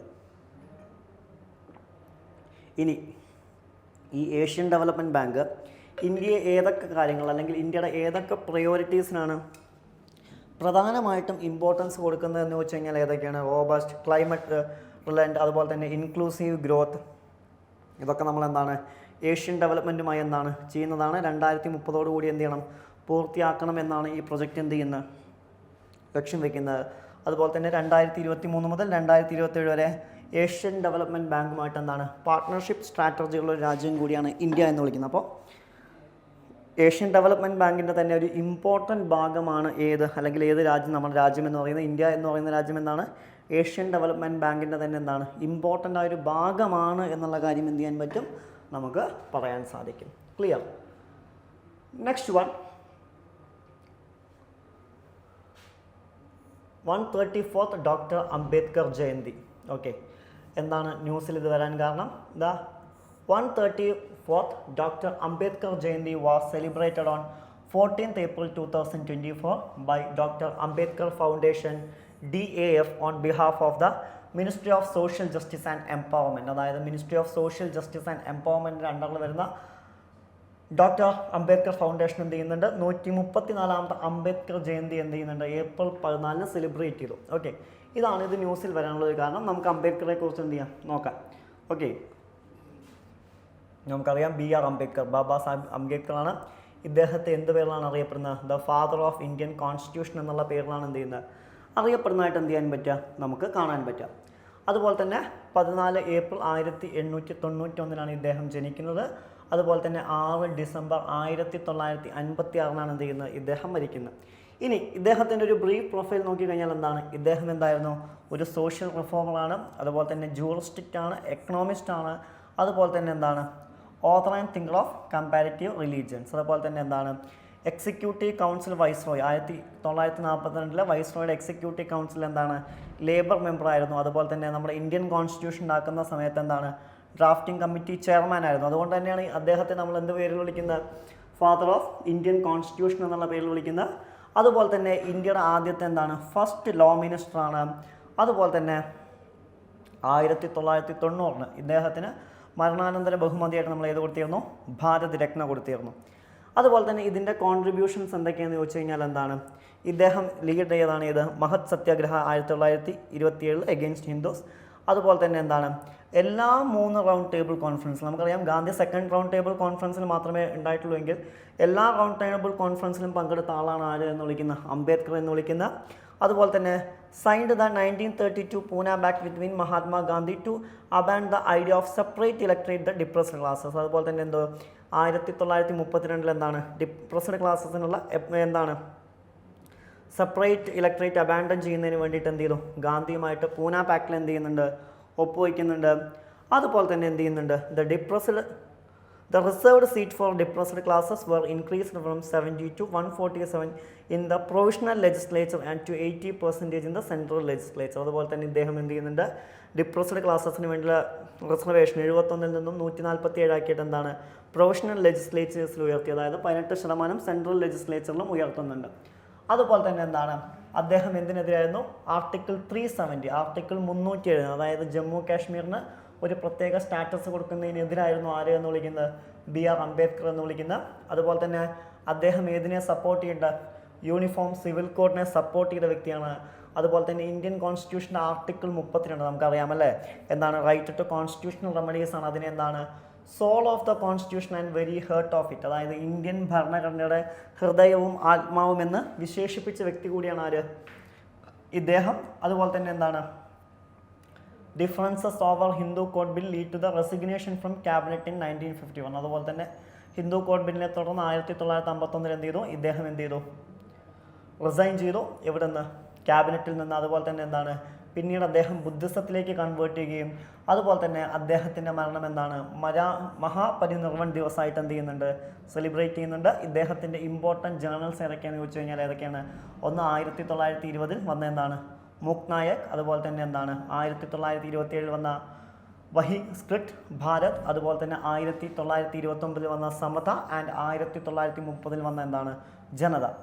അതുപോലെ തന്നെ എന്താണ്? ഇദ്ദേഹത്തിൻ്റെ ബുക്സ് ഏതൊക്കെയാണെന്ന് വെച്ച് കഴിഞ്ഞാൽ ഏതാണ്? Annihilation caste, Buddha or Karl Marx. അതുപോലെ തന്നെ the untouchable who are they and why they have become untouchables. അതുപോലെ തന്നെ the rise and fall of Hindu woman. ഇതൊക്കെ അദ്ദേഹത്തിൻ്റെ ബുക്കാണ്. ഇദ്ദേഹം കൊണ്ടുവന്ന ഓർഗനൈസേഷൻസ് ഏതൊക്കെയെന്ന് വെച്ച് കഴിഞ്ഞാൽ എന്താണ്? 1923 വന്ന എന്താണ്? ബഹിസ്ക്രിറ്റ് ഹിത്കർണി സഭ. അതുപോലെ തന്നെ എന്താണ്? 1936 ഇൻഡിപെൻഡൻറ്റ് ലേബർ പാർട്ടി. അതുപോലെ തന്നെ എന്താണ്? 1942 ഷെഡ്യൂൾഡ് കാസ്റ്റ് ഫെഡറേഷനൊക്കെ എന്താണ്? ഇദ്ദേഹം കൊണ്ടുവന്നിട്ടുള്ള ഓർഗനൈസേഷൻസ് ആണ്. ചിലപ്പോൾ ഇദ്ദേഹത്തിൻ്റെ പ്രൊഫൈലുമായി ബന്ധപ്പെട്ട് എന്ത് ചെയ്യാം? ചോദിക്കാൻ സാധ്യതയുണ്ട്. ഇദ്ദേഹത്തിൻ്റെ പ്രൊഫൈൽസ് എന്ത് ചെയ്യുക? ഇമ്പോർട്ടൻ്റ് ആയിട്ട് എന്ത് ചെയ്യുക? ഓർത്ത് വയ്ക്കുക. ചിലപ്പോൾ ചോദിക്കാൻ തന്നെ പറഞ്ഞ് ഇങ്ങനത്തെ കാര്യങ്ങൾ വരുമ്പോൾ എന്ത് ചെയ്യാറുണ്ട്? സാധാരണ ഇത്തരം മേഖലകളിൽ നിന്ന് എന്ത് ചെയ്യാറുണ്ട്? ക്വസ്റ്റ്യൻസ് കാണാറുണ്ട്. നെക്സ്റ്റ് വണ്ണാണ് ഇത് India gains Sittwe port access ആണ്. ഓക്കെ, എന്താണ്? India gains Sittwe port access. എന്താണ് ഇത് ന്യൂസിൽ വരാനുള്ള കാരണം? ഇതിൻ്റെ മാപ്പ് തൊട്ട് താഴത്ത് തന്നെ എന്ത് ചെയ്തിട്ടുണ്ട്? കൊടുത്തിട്ടുണ്ട്. ഓക്കെ, ഇതാണ് ഇത് സ്വിറ്റി പോർട്ട് എന്നുള്ള പേരിൽ എന്ത് ചെയ്യുന്ന അറിയപ്പെടുന്നത്. നമുക്ക് നോക്കാം. Recently the Ministry of External Affairs MEA has approved the proposal for India's Ports Global Limited to take over the operations of entire Switi port located on the Kaldan River, Myanmar. It will be India's second overseas port after Chabbar port. അതായത് ചാബാർ പോർട്ടിന് ശേഷം ഇന്ത്യക്ക് access ഉള്ള പോർട്ടാണ് ഇത് സ്വിറ്റി port. ഇന്ത്യക്ക് പുറത്ത് ഇതെവിടെ വരുന്ന? Located on the Kaladan റിവറാണ്. നമുക്ക് നോക്കാം എന്താണ് സ്വിറ്റി പോർട്ട്. സിറ്റി പോർട്ട് എവിടെ വരുന്നത് വെച്ച് കഴിഞ്ഞാൽ എന്താണ്? റഖൈൻ സ്റ്റേറ്റ് ഓഫ് മ്യാൻമാറിലാണ് എന്ത് ചെയ്യുന്നത്? ഇത് കാണപ്പെടുന്നതായിട്ട് എന്ത് ചെയ്യാൻ പറ്റുക? നമുക്ക് കാണാൻ പറ്റുക. അതുപോലെ തന്നെ എന്താണ്? ഒരു ഖൽദാൻ മൾട്ടി മോഡൽ ട്രാൻസ്പോർട്ട് പ്രൊജക്റ്റാണ്. ഇനി എന്താണ് ഇവരുടെ പ്രത്യേകത? The deep water port of significant connectivity advantages for cargo to reach from Vizag and Kolkata to north eastern state bypassing Bangladesh. അതായത് ബംഗ്ലാദേശിനെ ബൈപ്പാസ് ചെയ്തുകൊണ്ട് എന്താണ്? വിസാഗ്, കൊൽക്കത്ത, നോർത്ത് ഈസ്റ്റേൺ സ്റ്റേറ്റിലൊക്കെയൊക്കെ എന്ത് ചെയ്യുന്നുണ്ട്? കാർഗോ എത്തിക്കാൻ സഹായിക്കും. അതുപോലെ തന്നെ ഇത് എന്തിൻ്റെ സഹായം കുറയ്ക്കും? സിലിഗുരി കോറിഡോറിൻ്റെ സഹായം കുറയ്ക്കും. അതായത് എന്താണ്, ഇത് ചിക്കൻ സ്നെക്ക് എന്നുള്ള പേരിലാണ് അറിയപ്പെടുന്നത്. എന്താണ്, സ്ക്യൂസ്ഡ് ബിറ്റ്വീൻ ഭൂട്ടാൻ ആൻഡ് ബംഗ്ലാദേശാണ്. ഓക്കെ, അതിൻ്റെ സഹായം കുറയ്ക്കും എന്നുള്ളത് എന്താണ് ഇതിൻ്റെ പ്രത്യേകതയാണ്. And India's operational control over these 2 overseas port Chabahar and സ്വിറ്റിക്കാണ് എന്താണ് നിലവിൽ ഇന്ത്യ എന്ത് ചെയ്യുന്നത്, പ്രധാനമായിട്ടും എന്ത് ചെയ്യുന്നത്, ഇമ്പോർട്ടൻസ് കൊടുക്കുന്നതായിട്ട് കാണാൻ പറ്റുക. ചിലപ്പോൾ ചോദിക്കാം ഏതൊക്കെ പോർട്ടാണ് ഇന്ത്യക്ക് പുറത്ത് ഇന്ത്യക്ക് ആക്സസ് ഉള്ളതെന്ന് ചോദിക്കാം. 2 എണ്ണമാണ്, ഒന്ന് ഏതാണ് ചാർബാറും, 2 എന്താണ് സ്വിറ്റി പോർട്ടാണ് എന്ത് ചെയ്യാൻ പറ്റുക, നമുക്ക് കാണാൻ സാധിക്കുക. Clear. And next one venomous jellyfish ആണ്. എന്താണ്, recently a bloom venomous jellyfish was reported across the Visakhapatnam coast. നമുക്ക് നോക്കാം എന്താണ് news. The species Pelagia noctiluca also known as mauve stinger or purple striped jellyfish. Okay, as a painful sting and causes different degrees of illness such as diarrhoea, extreme pain, vomiting and anxiety, shock can be life threatening. ഇതൊക്കെ എന്താണ് ഈ jelly fish എന്താണ് ഉണ്ടാക്കുന്ന ഇഷ്യൂസാണ്. ഇതിൻ്റെ colour എന്താണെന്ന് ചോദിച്ചു കഴിഞ്ഞാൽ എന്താണ്, ഇതൊരു പൾപ്പിൾ കളർ ആണ് എന്ത് ചെയ്യാൻ പറ്റുക, നമുക്ക് കാണാൻ പറ്റുക. അതുപോലെ തന്നെ ഒരു ഫ്ലോട്ടിംഗ് ബലൂൺ പോലെയാണ് എന്ത് ചെയ്യുന്നത്, ഇത് കാണുന്നത്. ഇനി ഇത് എവിടെയാണ് കാണപ്പെടുന്നത് എന്ന് ചോദിച്ചു കഴിഞ്ഞാൽ എന്താണ്, ഒരു വാം ടെമ്പറേച്ചർ സീസണിലാണ് എന്ത് ചെയ്യുന്നത്, ഇത് കാണപ്പെടുന്നതായിട്ട് എന്ത് ചെയ്യാൻ പറ്റുക, നമുക്ക് കാണാൻ പറ്റുക. അതുപോലെ തന്നെ എന്താണ്, it has stingers not just on the tentacles but on the belt എന്നുള്ള ഇതിൻ്റെ പ്രത്യേകതയാണ്.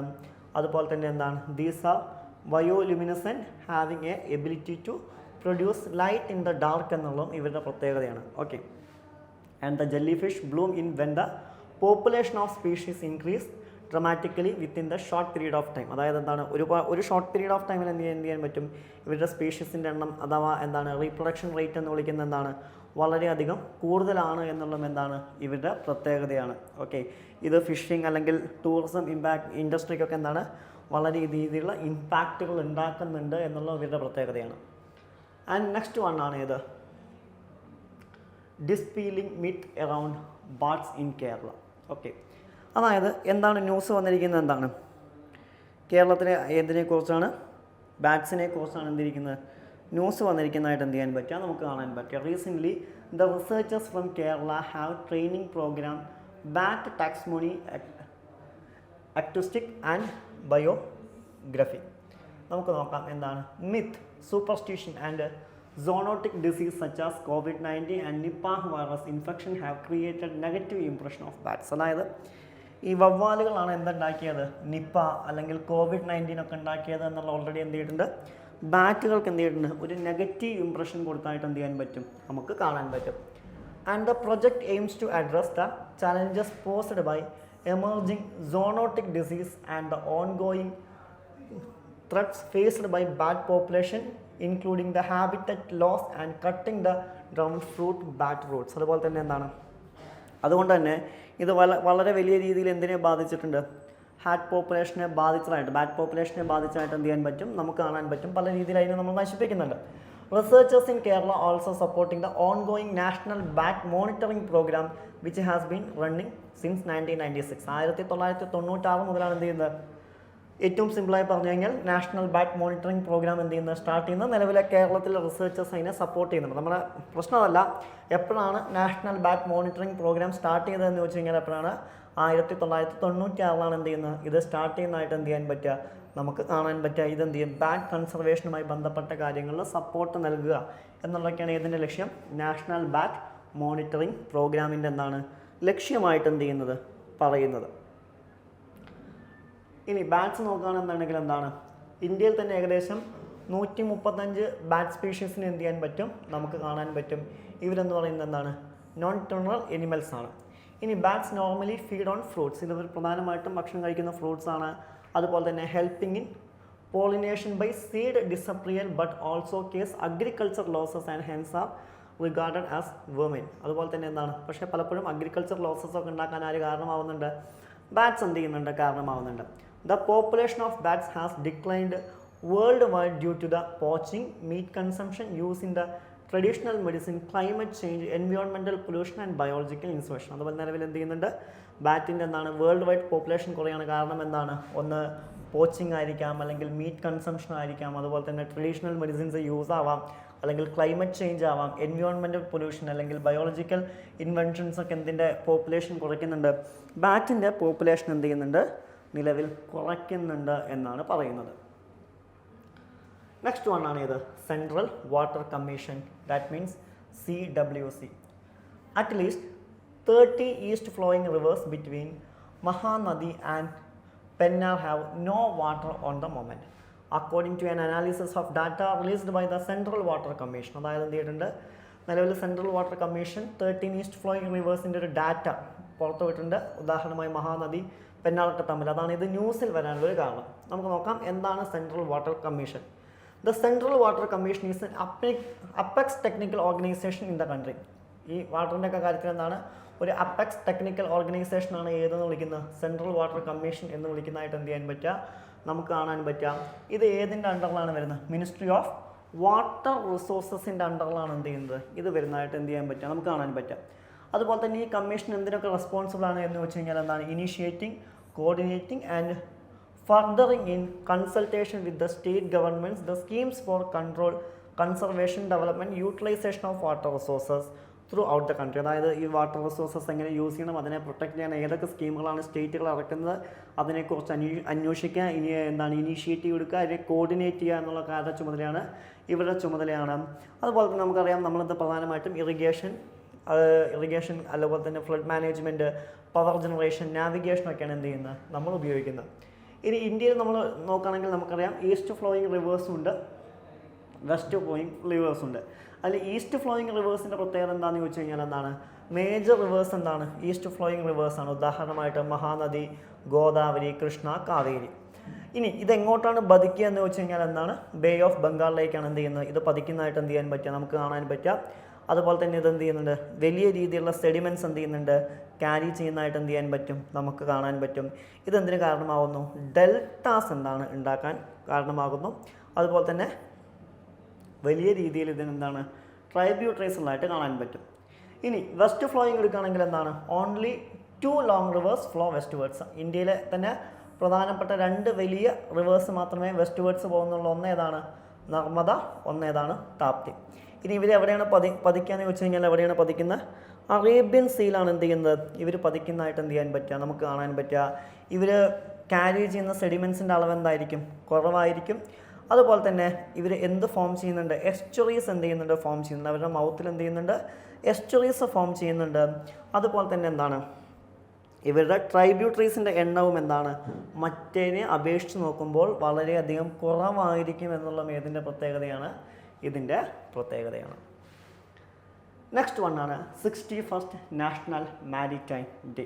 എന്താണ് ഇത് ന്യൂസിൽ വരാനുള്ള കാരണം, recently the 61st national maritime day was celebrated by ministry of ports. നിലവിൽ എന്ത് ചെയ്തിട്ടുണ്ട്, മിനിസ്ട്രി ഓഫ് പോർട്സ് എന്ത് സെലിബ്രേറ്റ് ചെയ്തിട്ടുണ്ട്, 61st നാഷണൽ മാരിടൈം ഡേ. ശ്രദ്ധിക്കുക, ഇതിൽ വരുന്ന ഓരോ മിനിസ്ട്രീസും ഇമ്പോർട്ടൻ്റ് ആണ്. ചിലപ്പോൾ ചോദിക്കാം ഏത് മിനിസ്ട്രിയാണ് ഇന്നത് സെലിബ്രേറ്റ് ചെയ്തത് എന്നൊക്കെ ചോദിക്കാം. Okay, Ministry of Ports, Shipping and Waterways. The event also included the celebration of Sports Day on the 5th April 2024 in New Delhi. Okay, ഇതാണിത് ന്യൂസിൽ വരാനുള്ള എന്താണ് റീസൺ എന്ന് പറയുന്നത്. നമുക്ക് നോക്കാം എന്താണ് ഇതിൻ്റെ importance. The day was observed as tribute to maiden voyage of the first Indian on the ship SS Loyalty from Mumbai to London on 5th April 1990. അതായത് എന്താണ്, ഇന്ത്യയിലെ തന്നെ ഫസ്റ്റ് മെയ്ഡൻ വോയേജ് ഷിപ്പായ എന്താണ് SS ലോയാലിറ്റി, അത് Mumbai to London ആയിരുന്നു. അതിൻ്റെ ഓർമ്മയ്ക്ക് വേണ്ടിയിട്ടാണ് ഇത് സെലിബ്രേറ്റ് ചെയ്യുന്നത്. On this day various sports and maritime organisations under MOPSW commemorate the valor and dedication to seafarers, exemplifying maritime excellence. Seafarers are people who work the ships on people who travel regularly in the sea. അവരെ നമ്മൾ വിളിക്കുന്ന പേരാണ് ഇത് see ഫാഴ്സേഴ്സ്. ഓർത്ത് വയ്ക്കുക, ചിലപ്പോൾ ഈ വാക്കുകളൊക്കെ എന്ത് ചെയ്യാം, ചോദിക്കാം. ഓക്കെ, നമുക്ക് ഇതിൽ വലിയ രീതിയിൽ നോക്കാനൊന്നുമില്ല. അത് ഏത് മിനിസ്ട്രിയാണ് സെലിബ്രേറ്റ് ചെയ്യുന്നത്, എന്തിൻ്റെ ഓർമ്മയ്ക്കാണ് എന്നുള്ളത് മാത്രമേ നമ്മൾ എന്ത് ചെയ്യേണ്ട ആവശ്യമുള്ളൂ, ഇവിടെ നമ്മൾ നോക്കേണ്ട ആവശ്യമുള്ളൂ. ബാക്കി കാര്യങ്ങൾ എന്തല്ല, നമ്മളെ സംബന്ധിച്ചിടത്തോളം എന്തല്ല, അത്ര ഇമ്പോർട്ടൻ്റ് അല്ല. ഇനി അതുപോലെ തന്നെ നമുക്ക് നോക്കേണ്ട കാര്യം എന്ന് പറയുന്നത് എന്താണ്, also the prestigious Sagar Samman award were acknowledged exemplary contribution with the maritime sector. Okay, maritime സെക്ടറിന് കൊടുക്കുന്ന എന്താണ് അവാർഡാണ് ഇത് സാഗർ സമാൻ അവാർഡ് എന്ന് വിളിക്കുന്നത്. അതുപോലെ തന്നെ എന്താണ് മാരിടൈം ലേബർ കൺവെൻഷൻ MLC ആര് ഭാഗമാണ്? ഇന്ത്യ ഭാഗമാണ്. അതുപോലെ തന്നെ STCW കൺവെൻഷൻ 1978 ഇതെന്താണ്? It was the first established basic requirements of training certificate watch keeping for sea fishers on the international level. അതിന് വേണ്ടിയിട്ടുള്ള കൺവെൻഷൻ ആയിരുന്നു. ദ മാരിടൈം ലേബർ കൺവെൻഷൻ 2006 എന്തായിരുന്നു? It provides standard and regulations relating to the working and living contributions of seafarers ആയിരുന്നു. Okay, ചിലപ്പോൾ ചോദിക്കാം ഈ കൺവെൻഷൻസോ അല്ലെങ്കിൽ അതിൻ്റെ ഇയറോ എന്താണ് ചോദിക്കാനുള്ള സാധ്യത നോട്ട് ചെയ്ത് വയ്ക്കാം. നെക്സ്റ്റ് വൺ ഏതാണ്? IPEF to organise clean economy investor forum. എന്താണ് news? Indo Pacific economic framework for prosperity IPEF has decline to organise a clean economy investor forum in Singapore on 5th 6th June 2024. ഇതാണ് news ആയി വരാനുള്ളൊരു കാരണം. നോക്കാം എന്താണ്? IPEF clean economy investor forum is the one of the initiative under the IPEF which launched in May 2022. May 2022 IPEFിൻ്റെ അണ്ടറിലാണ് എന്ത് വരുന്നത്? Economy investor forum അല്ലെങ്കിൽ clean economy investor forum വരുന്നതായിട്ട് എന്ത് ചെയ്യാൻ പറ്റുക? നമുക്ക് കാണാൻ പറ്റും. ഇനി ഇവരുടെ പ്രധാനപ്പെട്ട ലക്ഷ്യം എന്താണെന്ന് ചോദിച്ചു കഴിഞ്ഞാൽ എന്താണ്? ഇൻവെസ്റ്റ്മെൻറ്റ് മൊബിലൈസ് ചെയ്യുക. അവിടെ സസ്റ്റൈനബിൾ ഇൻഫ്രാസ്ട്രക്ചറിൽ, ക്ലൈമറ്റ് ടെക്നോളജിയിൽ, റിന്യൂവബിൾ എനർജി പ്രൊജക്റ്റുകളൊക്കെ എന്ത് ചെയ്യുക? ഇൻവെസ്റ്റ്മെൻറ്റുകൾ എന്ത് ചെയ്യുക? മൊബിലൈസ് ചെയ്യുക എന്നുള്ളതാണ് ആരുടെ ലക്ഷ്യം എന്ന് വിളിക്കുന്നത്? ഇവരുടെ ലക്ഷ്യം എന്ന് വിളിക്കുന്നത്. And it will provide A platform for climate tech enterprises and companies in India to reorganize top climate tech companies and startup among the member countries and the present them global investors. ഇതെന്താണ്? ഒരു വലിയൊരു അവസരമാണ്. ഇപ്പോൾ ഉദാഹരണമായിട്ട് climate tech എൻ്റർപ്രൈസസിന് അല്ലെങ്കിൽ കമ്പനീസൊക്കെ invest ചെയ്യാനുള്ളൊരു ഏറ്റവും വലിയ അവസരമാണ്. ഏകദേശം ഇതിന് പ്രധാനമായിട്ടും 4 പില്ലേഴ്സാണുള്ളതായിട്ട് എന്ത് ചെയ്യാൻ പറ്റുക? നമുക്ക് കാണാൻ പറ്റും. ഉദാഹരണമായിട്ട് trade, supply chain, clean economy and fair economy. Okay, 4 പില്ലേഴ്സാണല്ലോ. ഏതൊക്കെയാണെന്ന് ചോദിച്ചു കഴിഞ്ഞാൽ ഒന്നെന്താണ്? ട്രേഡ്, അതുപോലെ തന്നെ എന്താണ്? സപ്ലൈ ചെയിൻ, അതുപോലെ തന്നെ എന്താണ്? Clean economy and fair economy. ഇതിൽ ഏകദേശം 14 കൺട്രീസാണ് പാർട്ട്നേഴ്സ് ആയിരിക്കുന്നത്. For example Australia, Brunei Darussalam, Fiji, India, Indonesia, Japan, the Republic of Korea, Malaysia, New Zealand, Philippines, Singapore, Thailand, the United States and Vietnam. ഇവരൊക്കെയാണ് എന്താണ് ഇതിൽ പ്രധാനമായിട്ടും വരുന്ന പാർട്ട്നേഴ്സ് എന്നുള്ള പേരിൽ എന്ത് ചെയ്യുന്ന അറിയപ്പെടുന്നത്. ചിലപ്പോൾ ഈ രാജ്യങ്ങളുടെ പേര് നോട്ട് ചെയ്ത് വയ്ക്കുക. ചിലപ്പോൾ എന്ത് ചെയ്യാറുണ്ട്? ഓരോന്നിലും ഏതൊക്കെ രാജ്യങ്ങളാണ് മെമ്പേഴ്സ്, അല്ലെങ്കിൽ താഴെ തന്നിരിക്കുന്ന 4 എണ്ണത്തിൽ ആരാണ് മെമ്പേഴ്സ് അല്ലാത്തത് തുടങ്ങിയ ചോദ്യങ്ങളൊക്കെ എന്ത് ചെയ്യാറുണ്ട്? സാധാരണഗതിയിൽ നമ്മൾ എന്ത് ചെയ്യാറുണ്ട്? കോമ്പറ്റേറ്റീവ് എക്സാമുകൾക്ക് എന്ത് ചെയ്യാറുണ്ട്? നമ്മൾ കാണാറുള്ളതാണ്. നെക്സ്റ്റ് വണ്ണാണ് ഏത്? മെർക്കനറി സ്പൈവെയർ അറ്റാക്ക് എന്ന് പറയുന്നത് എന്താണ്? The Apple has recently issued urgent security alerts to iPhone users in India. അതായത് നിലവിൽ ആപ്പിൾ എന്ത് ചെയ്തിട്ടുണ്ട്? ഇന്ത്യയിലെ ഐഫോൺ യൂസേഴ്സിന് ഒരു അർജൻറ്റ് സെക്യൂരിറ്റി അലേർട്ട് എന്ത് ചെയ്തിട്ടുണ്ട്? കൊടുത്തിട്ടുണ്ട്. And 91 other countries. അതുപോലെ തന്നെ 91 രാജ്യങ്ങൾക്കും എന്താണ് പറയുന്നത്? The notifications warned that their devices has been remotely targeted in a mercenary spyware attack. അതായത് റിമോട്ട്ലി എന്ത് ചെയ്യുന്നു? ഒരു മെർക്കനറി സ്പൈവർ അറ്റാക്കിന് ചാൻസ് ഉണ്ട് എന്ന് പറഞ്ഞിട്ടാണ് എന്ത് ചെയ്യുന്നത്? കൊടുത്തിരിക്കുന്നത്. എന്താണ് ഈ മെർക്കനറി സ്പൈവർ അറ്റാക്ക് എന്ന് പറഞ്ഞു കഴിഞ്ഞാൽ എന്താണെന്ന് ചോദിച്ചു കഴിഞ്ഞാൽ എന്താണ്? ഒരു ഹൈ സോഫിസ്റ്റിക്കേറ്റഡ് എന്താണ്? ഒരു സൈബർ ക്രിമിനൽ ആക്ടിവിറ്റിയാണ്. ഓക്കെ, ഒരു കൺസ്യൂമർ മാൽവെയർ ആണത്. ഉദാഹരണമായിട്ട് സൈബർ ത്രെറ്റ്സ് പോലെ പ്രവർത്തിക്കുന്നതാണ്. അതായത് എന്താണ്? നമ്മുടെ ഫോണിൽ നിന്ന് അൺഓതറൈസ്ഡ് ആയിട്ട് എന്ത് ചെയ്യും? അവർക്ക് എന്ത് ചെയ്യും? ആക്സസ് കിട്ടും. The device is compromised by targeted Mercantile spyware attack. The attacker may be able to remotely access sensitive data. അതായത് ലക്ഷ്യം എന്താണെന്ന് ചോദിച്ചു കഴിഞ്ഞാൽ ഇത് എടുക്കുന്ന ആളുടെ ലക്ഷ്യം എന്താണെന്ന് ചോദിച്ചു കഴിഞ്ഞാൽ നമ്മൾ എന്ത് ചെയ്യുക? സെൻസിറ്റീവ് ഡാറ്റ എന്ത് ചെയ്യുക? ആക്സസ് ചെയ്യുക. അതുപോലെ തന്നെ എന്താണ്? കമ്മ്യൂണിക്കേഷൻസ് അല്ലെങ്കിൽ എന്താണ്? ക്യാമറ, മൈക്രോഫോണൊക്കെയാണ് എന്ത് ചെയ്യുക? ഇവർ ആക്സസ് ചെയ്യുക. ഓക്കെ, ഇത് എന്തിനാണെന്ന് ചോദിച്ചു കഴിഞ്ഞാൽ എന്താണ്? ഇതൊരു ഹൈ കോസ്റ്റ് അറ്റാക്കുകളാണ്. ഇപ്പോൾ ഉദാഹരണമായിട്ട് historically linked to the state targeting select individual like journalists, activists, politicians and diplomats. അല്ലേ? ഇവരൊക്കെയാണ് എന്ത് ചെയ്യുക? ഇവർ ടാർഗറ്റ് ചെയ്യുക. അതായത് ഡാറ്റാസ് കിട്ടാനാവാം, അല്ലെങ്കിൽ പൈസ ചോദിക്കാനാവാം. ഓക്കെ, ഇതിന് ഏറ്റവും ഉദാഹരണമാണ് എന്താണ്? നമ്മുടെ NSO ഗ്രൂപ്പ്. കുറച്ചു കാലം മുമ്പ് നിങ്ങൾ ന്യൂസ് കണ്ടാവും. NSO എന്താണ്? ഡെവലപ്പ് ചെയ്ത പെഗാസസ് എന്ന് വിളിക്കുന്നത്. അല്ലേ? അതായത് എന്താണ്? ഒരാളുടെ ഫോണിക്ക് അദ്ദേഹം അറിയാതെ തന്നെ എന്ത് ചെയ്യാൻ പറ്റും? പെഗാസസ് വൈറസിന് എന്ത് ചെയ്യാൻ പറ്റും? ഇഞ്ചെക്ട് ചെയ്യാൻ പറ്റും. അത് കഴിഞ്ഞിട്ട് എന്ത് ചെയ്യും? അവർ ചെയ്യുന്ന എല്ലാ ആക്ടിവിറ്റീസും എന്ത് ചെയ്യാൻ പറ്റും? നമുക്ക് കാണാൻ പറ്റുമെന്ന് പറയുന്നുണ്ടല്ലേ? ഓക്കെ, അപ്പോൾ അത് തന്നെയാണ് ഏതിലും വരുന്നത്? ഇതിലും വരുന്നതായിട്ട് എന്ത് ചെയ്യാൻ പറ്റുക? അല്ലെങ്കിൽ അത്തരം കാര്യങ്ങളാണ് ഏതിലും വരുന്നത്, ഇതിലും വരുന്നതായിട്ട് എന്ത് ചെയ്യാൻ പറ്റുക, നമുക്ക് കാണാൻ പറ്റുക എന്നുള്ള ഇതിൻ്റെ പ്രത്യേകതയാണ്. ഇതുമായി ബന്ധപ്പെട്ടാണ് എന്ത് ചെയ്തിരിക്കുന്നത്, ന്യൂസ് വന്നിട്ടുള്ളതായിട്ട് എന്ത് ചെയ്യാൻ പറ്റുക, നമുക്ക് കാണാൻ പറ്റുക.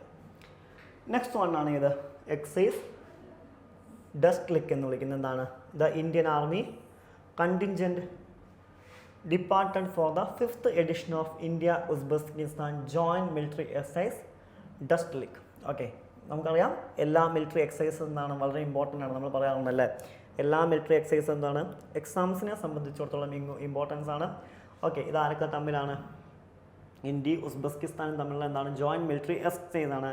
ഇതെന്നാണ് ഷെഡ്യൂൾ ചെയ്തതെന്ന് വെച്ച് കഴിഞ്ഞാൽ 15 മുതൽ 28 ഏപ്രിൽ വരെ എവിടെയാണ്, ടർമസ് ഉസ്ബെക്കിസ്ഥാനിലാണ് എന്ത് ചെയ്യുന്നത്, ഇതെന്ത് ചെയ്തിരിക്കുന്നത്, ഷെഡ്യൂൾ ചെയ്തിരിക്കുന്നതായിട്ട് അല്ലെങ്കിൽ കണ്ടക്ട് ചെയ്തിരിക്കുന്നതായിട്ട് എന്ത് ചെയ്യാൻ പറ്റുക, നമുക്ക് കാണാൻ സാധിക്കുക എന്നുള്ള ഇതിൻ്റെ പ്രത്യേകതയാണ്.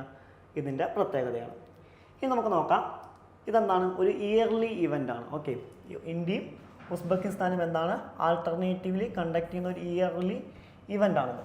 ദ എക്സൈസ് എയിംസ് ടു, ഇനി ഇതെന്താണ് ഇതുകൊണ്ട് ലക്ഷ്യം, അല്ലെങ്കിൽ ഇതെന്താണ് ഇതിൻ്റെ ലക്ഷ്യം എന്ന് വെച്ച് കഴിഞ്ഞാൽ എന്താണ്, ഫോസ്റ്റർ മിലിറ്ററി കോർപ്പറേഷൻ, അതായത് രണ്ട് രാജ്യത്തിൻ്റെയും തമ്മിലുള്ള മിലിറ്ററി കോർപ്പറേഷൻ എന്ത് ചെയ്യുക, ഇൻക്രീസ് ചെയ്യുക, ആൻഡ് എൻഹാൻസ്ഡ് കമ്പൈൻഡ് ക്യാപ്പബിലിറ്റീസ്, അതുപോലെ തന്നെ എന്ത് ചെയ്യുക, അവരുടെ ജോയിൻറ്റ് മിലിറ്ററി ഓപ്പറേഷൻസിൽ എന്ത് ചെയ്യുക, ഈ ക്യാപ്പബിലിറ്റീസ് എന്ത് ചെയ്യുക, ഇൻക്രീസ് ചെയ്യുക.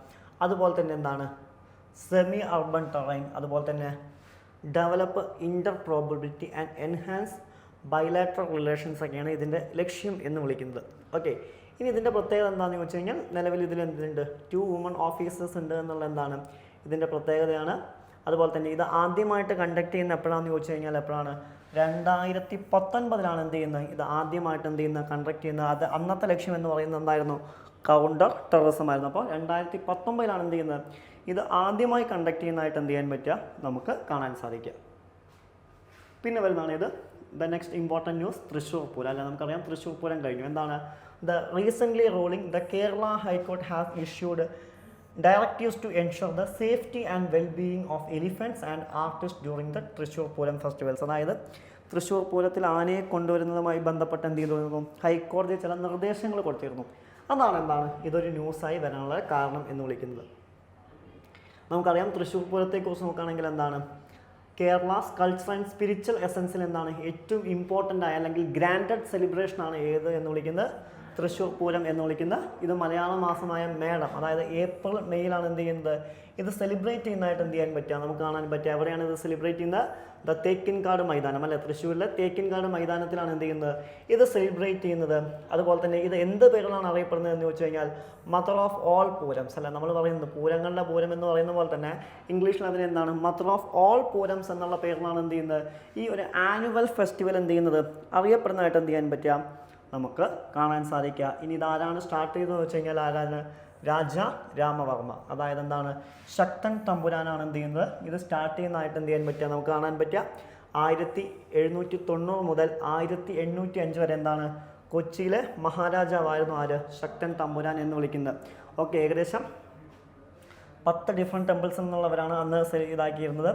And majestic elephants adorned in the traditional attire and traditional orchestra music are part of festival. അതായത് എലിഫൻസ്, അതുപോലെ തന്നെ ട്രഡീഷണൽ ഓർക്കസ്ട്രയ്ക്ക് എന്താണ്, ഇതിൻ്റെ ഭാഗമാണ്. അതുപോലെ തന്നെ the Arattupuzha Pooram was the biggest festival in Kerala before Thrissur Pooram. അത് തൃശ്ശൂർ പൂരത്തിന് മുമ്പ് ഏറ്റവും വലിയ ബിഗ്ഗസ്റ്റ് ഫെസ്റ്റിവൽ ഏതായിരുന്നു എന്ന് വെച്ച് കഴിഞ്ഞാൽ അത് ഏതായിരുന്നു, ആറാട്ടുപുഴ പൂരമായിരുന്നു. അതുമായി എന്താണ് നെക്സ്റ്റ് കറണ്ട് അഫെയർസ് എന്താണ്, നോസ്ട്രോ ആൻഡ് വോസ്ട്രോ അക്കൗണ്ട്സ് ആണ് എന്താണ് നെക്സ്റ്റ് കറണ്ട് അഫെയർ. നമുക്ക് നോക്കാം ഇതെന്താണ് കറണ്ട് അഫെയർ വരാനുള്ള കാരണം. Recently the payment mechanism for traders importing pulses from Myanmar has been simplified by the government. ഇതാണ് ഇത് ന്യൂസിൽ വരാനുള്ള കാരണം. നമുക്ക് നോക്കാം എന്താണ് നോസ്ട്രോ അല്ലെങ്കിൽ വോസ്ട്രോ അക്കൗണ്ട്. ഇനി എന്താണ് ഈ നോസ്ട്രോ അക്കൗണ്ട് എന്ന് പറഞ്ഞു കഴിഞ്ഞാൽ എന്താണ്, is an account held by a bank in another bank. ഒരു ബാങ്ക് മറ്റൊരു ബാങ്കിൽ വെക്കുന്ന അക്കൗണ്ടാണ് ഏത് എന്ന് വിളിക്കുന്നത്, നോസ്ട്രോ എന്ന് വിളിക്കുന്നത്. എന്താണ്, it allows the customers to deposit money in the banks account in the another bank. അതായത് അനദർ ബാങ്ക് പോയിട്ട്, അതായത് മറ്റൊരു ബാങ്ക് പോയി നമ്മുടെ ബാങ്കിലേക്ക് പൈസ ഇടുന്നതിന് വേണ്ടിയിട്ട് എന്ത് ചെയ്യും, ഈ അക്കൗണ്ട് എന്ത് ചെയ്യും, സഹായിക്കും. It is often used A bank has been branches in the foreign country. ഉദാഹരണമായിട്ട് ഈ ഫോറിൻ കൺട്രിയിൽ ബ്രാഞ്ചുള്ള ബാങ്കുകളൊക്കെ ഇത് ചെയ്യാറുണ്ട്. നോസ്ട്രോ എന്ന വാക്കിൻ്റെ അർത്ഥം എന്താണെന്ന് ചോദിച്ചു കഴിഞ്ഞാൽ എന്താണ്? ഓവേഴ്സ് എന്നുള്ളതാണ് ഇതിൻ്റെ വാക്കിൻ്റെ അർത്ഥം. ഇനി അടുത്ത വോസ്ട്രോ അക്കൗണ്ട് എന്താണെന്ന് ചോദിച്ചു കഴിഞ്ഞാൽ എന്താണ്? ഉദാഹരണമായിട്ട് correspondent bank hold behalf of another bank. Okay, ഒരു ബാങ്കിൻ്റെ ഭാഗമായിട്ട് മറ്റൊരു ബാങ്ക് ഹോൾഡ് ചെയ്യുന്നതാണ് ഇത് ഈ വോസ്ട്രോ എന്നത്. വോസ്ട്രോ എന്ന അക്കൗണ്ടിൻ്റെ അല്ലെങ്കിൽ വോസ്ട്രോ എന്നുള്ള ലാറ്റിൻ വേർഡിൻ്റെ മീനിങ് എന്താണെന്ന് ചോദിച്ചു കഴിഞ്ഞാൽ എന്താണ്? യുവർ എന്നുള്ളതാണ് എന്താണ് വോസ്ട്രോ എന്നുള്ള അക്കൗണ്ടിൻ്റെ മീനിങ്. ഓക്കെ, ഇനി നോസ്ട്രോ അക്കൗണ്ട് ആയാലും വോസ്ട്രോ അക്കൗണ്ട് ആയാലും എന്താണ്? ഫോറിൻ ഡിനോമിനേഷൻസിലാണ് എന്ത് ചെയ്യുക? ഹോൾഡ് ചെയ്യുക. Vostro account enable domestic bank to provide international banking services the clients with the global banking needs. അതായത് എന്ത് ചെയ്യും?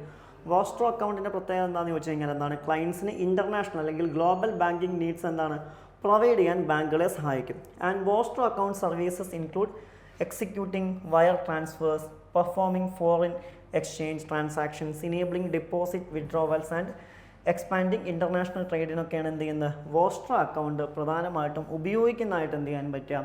നമുക്ക് കാണാൻ പറ്റുക എന്നുള്ള ഇതിൻ്റെ പ്രത്യേകതയാണ്. വോസ്ട്രോ അക്കൗണ്ടുകളുടെ എന്താണ് പ്രത്യേകതയാണ് എന്നുള്ളതാണ്.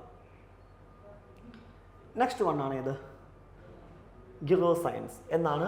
Researchers have developed a blood test measures എഗ്നിങ് pace by studying DNA methylation. ഇതുമായി ബന്ധപ്പെട്ട് വന്ന ന്യൂസാണ്. The blood test investigates how an enzyme adds methyl group to DNA in older adults revealing a link between this process and ageing. Okay, അതായത് ഏജിങ്ങിനെ ഒക്കെ എന്ത് ചെയ്യുന്നുണ്ട്? DNA എങ്ങനെ സഹായിക്കുന്നുണ്ട്, ബ്ലഡ് ടെസ്റ്റ് എങ്ങനെ സഹായിക്കുന്നുണ്ട്, എൻസൈംസ് എങ്ങനെ സഹായിക്കുന്നുണ്ട് എന്നുള്ളതിൻ്റെ ഭാഗമായിട്ട് കണ്ടെത്തിയതാണ്. നോക്കാം എന്താണ് ഗിറോ സയൻസ് എന്ന് വിളിച്ച് എന്താ കഴിഞ്ഞാൽ എന്താണ്? It is the interdisciplinary field focusing understanding the biological mechanism ageing and age related diseases. അതായത് ഏജിങ്ങിനെ കുറിച്ചും അതുപോലെ തന്നെ ഏജ് റിലേറ്റഡ് ഡിസീസസിനെ കുറിച്ചും പഠിക്കുന്ന ബ്രാഞ്ചാണ് ഇത് ഗിറോ സയൻസ് എന്നുള്ള പേരിൽ എന്ത് ചെയ്യുന്ന അറിയുന്നത്. ഇത് പല പല ഫാക്ടേഴ്സിനെ കുറിച്ച് പഠിക്കുന്നുണ്ട്. ഉദാഹരണമായിട്ട് DNA മെത്തിലോൺ, അതുപോലെ തന്നെ എൻസൈം ആക്ടിവിറ്റി, അതുപോലെ തന്നെ എന്താണ് എങ്ങനെയാണ് ഏജിങ് ഉണ്ടാവുന്നത്, അല്ലെങ്കിൽ എൻസൈം ഏജിങ്ങുമായി എങ്ങനെ ബന്ധപ്പെട്ടിരിക്കുന്നു, അതുപോലെ തന്നെ സോഷ്യോ എക്കോണമിക് ഇൻഫ്ലുവൻസ്, അതുപോലെ തന്നെ life style interventions like nutrition, exercise, music therapy, ഇതൊക്കെ എങ്ങനെയാണ് ഏജിങ്ങിനെ കുറയ്ക്കുന്നതിന് വേണ്ടി സഹായിക്കുന്നത്, ഇതൊക്കെ എന്താണ് ഇത് പഠിക്കുന്നുണ്ട്. ഇനി DNA methylation is a process in which methyl groups CH3 are added to DNA molecule. It plays a crucial role regulating the gene expression and maintaining the genome stability എന്നുള്ളതാണ്. ഓക്കെ, അപ്പോൾ ഇത്രയേ ഉള്ളൂ. ഇത്രയും നോക്കി വെച്ചാൽ മതി. ഇതെന്തിനെക്കുറിച്ച് പഠിക്കുന്ന ശാഖയാണ് ഗിറോ സയൻസ് എന്ന് ചോദിച്ചു കഴിഞ്ഞാൽ എന്താണ്? ഏജിങ് ആൻഡ് ഏജ് റിലേറ്റഡ് ഡിസീസസിനെ കുറിച്ച് പഠിക്കുന്ന ശാഖയാണ് ഏത് എന്ന് വിളിക്കുന്നത് ഗിറോ സയൻസ് എന്നുള്ള പേരിൽ എന്ത് ചെയ്യുന്ന അറിയപ്പെടുന്നതായിട്ട് എന്ത് ചെയ്യാൻ പറ്റുക? നമുക്ക് കാണാൻ സാധിക്കും. ഇതിൽ നമുക്ക് അത്ര മാത്രമേ നോക്കാനുള്ളൂ, അല്ലാണ്ട് വേറെ വളരെ ഡീറ്റെയിൽ ആയിട്ടൊന്നും എന്ത് ചെയ്യേണ്ട ആവശ്യമില്ല, പോകേണ്ട ആവശ്യമില്ല. ഇത്രയും കാര്യങ്ങൾ മാത്രമേ നമുക്ക് ഇവിടെ നോക്കാനുള്ളൂ, ഇവിടെ നിന്ന് നോക്കാനുള്ളൂ. നെക്സ്റ്റ് വൺ ആണ് ഇത് ബാൾട്ടിമോർ ബ്രിഡ്ജ്. ഓക്കെ, എന്താണ്? ഫ്രാൻസിസ് സ്കോട്ട് കീ ബ്രിഡ്ജ് ആണ്. എന്താണ് ഇത് ന്യൂസിൽ വരാനുള്ള കാരണം? Recently a container vessel collided with the Baltimore bridge causing several parts break and fall into the Patapsco river. ഇതാണ് ഇത് ന്യൂസിൽ വരാനുള്ളൊരു റീസൺ എന്ന് വിളിക്കുന്നത്. എന്താണ് പറയുന്നത്? It is named after the Francis Scott Key. Okay, നമുക്ക് നോക്കാനുള്ള ബ്രിഡ്ജിനെ കുറിച്ചാണ്. അതിനുള്ള റീസൺ ഒന്നല്ല, എന്തുകൊണ്ടാണ് ഇൻസിഡൻറ്റ് ഉണ്ടായെന്നല്ല, ബ്രിഡ്ജിനെ കുറിച്ചാണ്. എന്താണ്? Francis Scott Key, the writer of American national anthem the star spangled banner. അദ്ദേഹത്തിന് ശേഷമാണ് എന്ത് ചെയ്യുന്നത് പേരിടുന്നത്. The ship deviated from the standard route under the bridge unlike large ship leaving the port. The bridge lacked redundancy and fracture critical, meaning the failure any member could lead to participate completed collapse. അതുപോലെ തന്നെ ഇതിൻ്റെ മറ്റൊരു പ്രത്യേകത എന്താണെന്ന് വെച്ച് കഴിഞ്ഞാൽ Baltimore was 7th biggest port in the United States. 2021 report പ്രകാരം United സ്റ്റേറ്റിലെ 7th biggest ആണ്. അതുപോലെ തന്നെ എന്താണ് ബിഗ്ഗസ്റ്റ് വെഹിക്കിൾസിനെ ഹാൻഡിൽ ചെയ്യുന്ന ഇതാണ് എന്നുള്ളതും ഇതിൻ്റെ പ്രത്യേകതയാണ്. ഇതൊന്നും അത്രയും നോക്കാനുള്ള വളരെ ഡീറ്റെയിൽ ആയിട്ടൊന്നും നമ്മളിവിടെ പോകേണ്ട ആവശ്യമില്ല. നെക്സ്റ്റ് വൺ ആണ് ഇത് ഇറസ് ക്രോസിംഗ്. എന്താണ്? Israel has reopen the Erez crossing between Israel and northern Gaza for the first time since October 7. Hamas attack allow more aid to Gaza. ഇതാണ് ഇത് ന്യൂസിൽ വരാനുള്ളൊരു കാരണം. എന്താണ് പറയുന്നത്? Erez or Beit Hanoun located north of the Gaza strip. ഇതെവിടെയാണ് കാണപ്പെടുന്നത് എന്ന് ചോദിച്ചു കഴിഞ്ഞാൽ എന്താണ്? ഗാസ സ്ട്രിപ്പിൻ്റെ എന്താണ് നോർത്ത് സൈഡിലാണ് കാണപ്പെടുന്നത്. അതുപോലെ തന്നെ എന്താണ്, it is the main crossing movement of the people between Israel and Gaza. അതായത് ഇസ്രായേലെയും ഗാസയിലെ ആളുകൾ പരസ്പരം മൂവ് ചെയ്യുന്ന ഒരു പോയിന്റാണിത്. It is the primarily pedestrian crossing but can also be used for road supplies. അതുപോലെ തന്നെ ഇത് റോഡ് സപ്ലൈസിന് വേണ്ടി എന്ത് ചെയ്യുന്നു, ഉപയോഗിക്കുന്നുണ്ട്. The movement through all of Israel's crossing with Gaza was already heavily restricted before war. യുദ്ധത്തിന് മുമ്പ് തന്നെ എന്താണ്, ഇതിന് റെസ്ട്രിക്ഷൻസ് ഉണ്ടായിരുന്നു. As Israel imposed blockade of the territory with Egypt 17 years ago. ഇതും അതിൻ്റെ പ്രത്യേകതയാണ്. The only crossing currently operational are Rafah crossing with Egypt and Kerem Shalom of Israel and Hamas is the Palestine political armed group that was founded in 1981. ചിലപ്പോൾ ചോദിക്കാം എപ്പോഴാണ് Hamas വന്ന് വെച്ച് കഴിഞ്ഞാൽ എപ്പോഴാണ്, 1987 വരുന്ന ഒരു പലസ്തീൻ പൊളിറ്റിക്കൽ ആർമഡ് ഗ്രൂപ്പാണ്, ഒരു മിലിറ്ററി ഓർഗനൈസേഷനാണത്. ക്ലിയർ? ഇത്രയും മാത്രമേ നമുക്ക് നോക്കാറുള്ളൂ ഇവിടുന്ന്, അല്ലാണ്ട് വലിയ രീതിയിലുള്ള ചോദ്യങ്ങൾ വരാൻ സാധ്യതയുള്ളൊരു ഭാഗമല്ല അത്. നെക്സ്റ്റ് വണ്ണാണ് ഇത്, Nigeria leads with new meningitis vaccine. എന്താണ്, the Nigeria has made history by being first country globally introduce the MEN5CV vaccine, ground breathing step in the compact meningitis. Okay, അതിന് വേണ്ടിയിട്ട് ആദ്യമായിട്ട് എന്ത് ചെയ്തു, വാക്സിൻ ഉണ്ടാക്കി എന്നുള്ളതാണ് പ്രത്യേകത. ഓക്കെ, ഇതാരാണ് എൻറോൾ ചെയ്തിരിക്കുന്നത്, വേൾഡ് ഹെൽത്ത് ഓർഗനൈസേഷനാണ് എന്ത് ചെയ്യുന്നത്, എൻറോൾ ചെയ്തിരിക്കുന്നത്. ഓക്കെ, ഇതെന്താണ്, മെനിഞ്ചൈറ്റിസിന് എന്താണ്, ബാക്ടീരിയ ഇല്ലാതാക്കാൻ എന്താണ്, ഒരു സിംഗിൾ ഡോസാണ് നിലവിൽ ഉപയോഗിക്കുന്നതായിട്ട് എന്ത് ചെയ്യാൻ പറ്റുക, നമുക്ക് കാണാൻ പറ്റുക എന്നുള്ളതാണ്. Okay, the introduction of MEN5CV aligns with WHO's global to eliminate meningitis by 2030. 2030 എന്ത് ചെയ്യണം, മെനിഞ്ചൈറ്റിസ് പൂർണ്ണമായിട്ടും ഒഴിവാക്കണം എന്നുള്ളതാണ് ആരുടെ ലക്ഷ്യം, WHO ലക്ഷ്യം. മെനിഞ്ചൈറ്റിസ് എന്ന് വിളിച്ചത് എന്താണ്, ഒരു സീരിയസ് ഇൻഫെക്ഷനാണത്. ഓക്കെ, എന്താണ്, ഒരു സീരിയസ് ഇൻഫെക്ഷനാണ്, ബ്രെയിനിൽ അല്ലെങ്കിൽ സ്പൈനൽ കോഡിലൊക്കെ ഉണ്ടാവുന്നതാണ്. The disease can be caused by many different pathogen including bacteria, fungi or വൈറസിൻ്റെ ഒക്കെ ആക്രമണം മൂലമാണ് എന്ത് ചെയ്യുന്നത്, ഇത് ഉണ്ടാവുന്നതായിട്ട് എന്ത് ചെയ്യാൻ പറ്റുക, നമുക്ക് കാണാൻ പറ്റും. ഓക്കെ, സെവറൽ ഡിഫറെൻറ്റ് ബാക്ടീരിയാസ് എന്ത് ചെയ്യുന്നുണ്ട്, ഇതിന് കാരണമാവുന്നുണ്ട്. സോ 2030 കൂടി എന്ത് ചെയ്യണം, ഇതിനെ പൂർണ്ണമായും ഇല്ലാതാക്കുക എന്നുള്ളതാണ് WHO ലക്ഷ്യം. അതുമായി ബന്ധപ്പെട്ടാണ് എന്ത് ചെയ്തിരിക്കുന്നത്, ഇത് കറണ്ട് അഫെയറിൽ വന്നിരിക്കുന്നതായിട്ട് എന്ത് ചെയ്യാൻ പറ്റുക, നമുക്ക് കാണാൻ പറ്റുക. Next one, novel hydrogel to remove micro plastic ആണ്. എന്താണ്, the Indian Institute of Science IISc researchers have designed to sustainable hydrogel to remove microplastic from water, addressing their threat to human health and the environment. ഇതാണിത് ന്യൂസിൽ വരാനുള്ളൊരു കാരണം. നമുക്ക് നോക്കാം എന്താണ്, the hydrogel has a 3-layer polymer structure. Okay, എന്താണ് hydrogel എന്ന് പറയുന്നത്, എന്താണ്, ഒരു 3-tier പോളിമർ സ്ട്രക്ചറാണ്. And utilise nano clusters of material called copper substitute polysomethyl CuPOM as catalysts to degrade microplastic using UV light and eradication. The hydrogel was highly efficient, removing about 90% and 93% of two different types of microplastic water near neutral pH value എന്തായിരിക്കണം, 6.5 ആയിരിക്കണം. And the fluorescent dye is added to the microplastic to track absorption and regeneration by the hydrogen under the different conditions എന്നുള്ളതൊക്കെ ഏതാണ്, ഇതിൻ്റെ പ്രത്യേകതയാണ്. നിങ്ങൾ അത്രയും നോക്കി വയ്ക്കേണ്ട ആവശ്യമില്ല. നമ്മൾ ആ pH വാല്യൂ മറ്റേ എത്ര പെർസെൻറ്റേജ് എന്നുള്ളത് മാത്രം എന്ത് ചെയ്താൽ മതി, ഇവിടെ നോട്ട് ചെയ്താൽ മതി.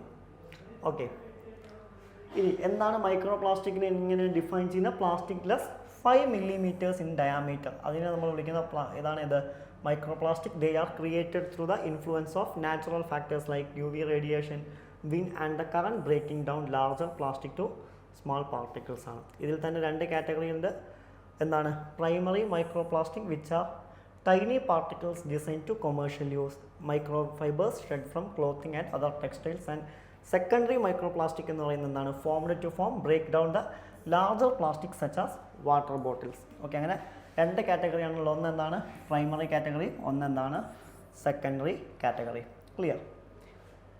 നെക്സ്റ്റ് വണ്ണാണ് ഇത്, TRAI recommendations for regulatory sand box ആണ്. ട്രൈ ടെലികോം റെഗുലേറ്ററി അതോറിറ്റിയുമായി ബന്ധപ്പെട്ട ഒന്നാണ്. നമ്മൾ ഈ ഒരു ഇതുപോലത്തെ ഒരു കറണ്ട് അഫെയർ ഓൾറെഡി എന്ത് ചെയ്തിരുന്നു, നമ്മൾ കഴിഞ്ഞ ക്ലാസ്സിൽ അല്ല കഴിഞ്ഞ വീക്കിൽ തന്നെ എന്ത് ചെയ്തിരുന്നു, നമ്മൾ ഡിസ്കസ് ചെയ്തിരുന്നതാണ് ഓൾറെഡി. അപ്പോൾ അതുമായി ബന്ധപ്പെട്ട കാര്യങ്ങൾ തന്നെയുള്ളൂ, അതുകൊണ്ട് വലിയ രീതിയിലൊന്നും നോക്കാനില്ല. നമുക്കിതിൽ പ്രധാനമായിട്ടും നോക്കാനുള്ളത് കഴിഞ്ഞ ക്ലാസ്സിൽ പറഞ്ഞു, എപ്പോഴാണ് digital personal data protection act വന്നത് എന്ന് വെച്ച് കഴിഞ്ഞാൽ എപ്പോഴാണ്, 2023. അത് മാത്രമേ നമുക്ക് ഇവിടെ നോക്കാനുള്ളൂ. ബാക്കിയുള്ളതൊക്കെ എന്ത് ചെയ്തിട്ടുണ്ട്, നമ്മൾ ഓൾറെഡി എന്താണ് കഴിഞ്ഞ ക്ലാസ്സിൽ തന്നെ എന്താണ്, കഴിഞ്ഞ വീക്കിൽ തന്നെ എന്താണ് ഡിസ്കസ് ചെയ്ത കാര്യം തന്നെയാണ്. അതുപോലെ തന്നെ എന്താണ് പിന്നെ നോക്കാനുള്ള എന്താണ്, funding support from digital Bharat Nidhi is suggested for entities conduct trials for new technologies. അതായത് ഇതിന് വേണ്ടി ഫണ്ട് ചെയ്യുന്ന ആരാന്ന് ചോദിച്ചു കഴിഞ്ഞാൽ അതാണ് ഡിജിറ്റൽ ഭാരത് നിധിയാണ്. ഈ 2 പോയിന്റുകൾ മാത്രമേ നമുക്ക് എന്ത് ചെയ്യാറുള്ളൂ, ഇവിടെ നോക്കാറുള്ളൂ. ബാക്കി ട്രായ് എന്താണെന്നും അല്ലെങ്കിൽ ഏതൊക്കെ പ്രവർത്തനങ്ങൾ ഏർപ്പെടുന്നു എന്നും നമ്മൾ കഴിഞ്ഞ വീക്കുകളിൽ പറഞ്ഞതുകൊണ്ട് നമ്മൾ വീണ്ടും എന്ത് ചെയ്യുന്നില്ല, റിപ്പീറ്റ് ചെയ്യുന്നില്ല. നെക്സ്റ്റ് വണ്ണാണ് ഇത് ഓപ്പറേഷൻ മേഘദൂത്. എന്താണ്, the operation Meghdoot has completed it's 14th anniversary which refers the achievement of the Indian Army and Indian Air Force. Indian ആർമിയുടെ ഇന്ത്യൻ എയർഫോഴ്സിൻ്റെയുള്ള ഓപ്പറേഷനാണ് ഇത് ഓപ്പറേഷൻ മേഘദൂത് എന്ന് വിളിക്കുന്നത്. Okay, Indian the Siachen glacier secure the highest dominating the north Ladakh റീജിയനിലാണ് എന്ത് ചെയ്യുന്നത്, ഇതുള്ളതായിട്ട് കാണാൻ പറ്റുക.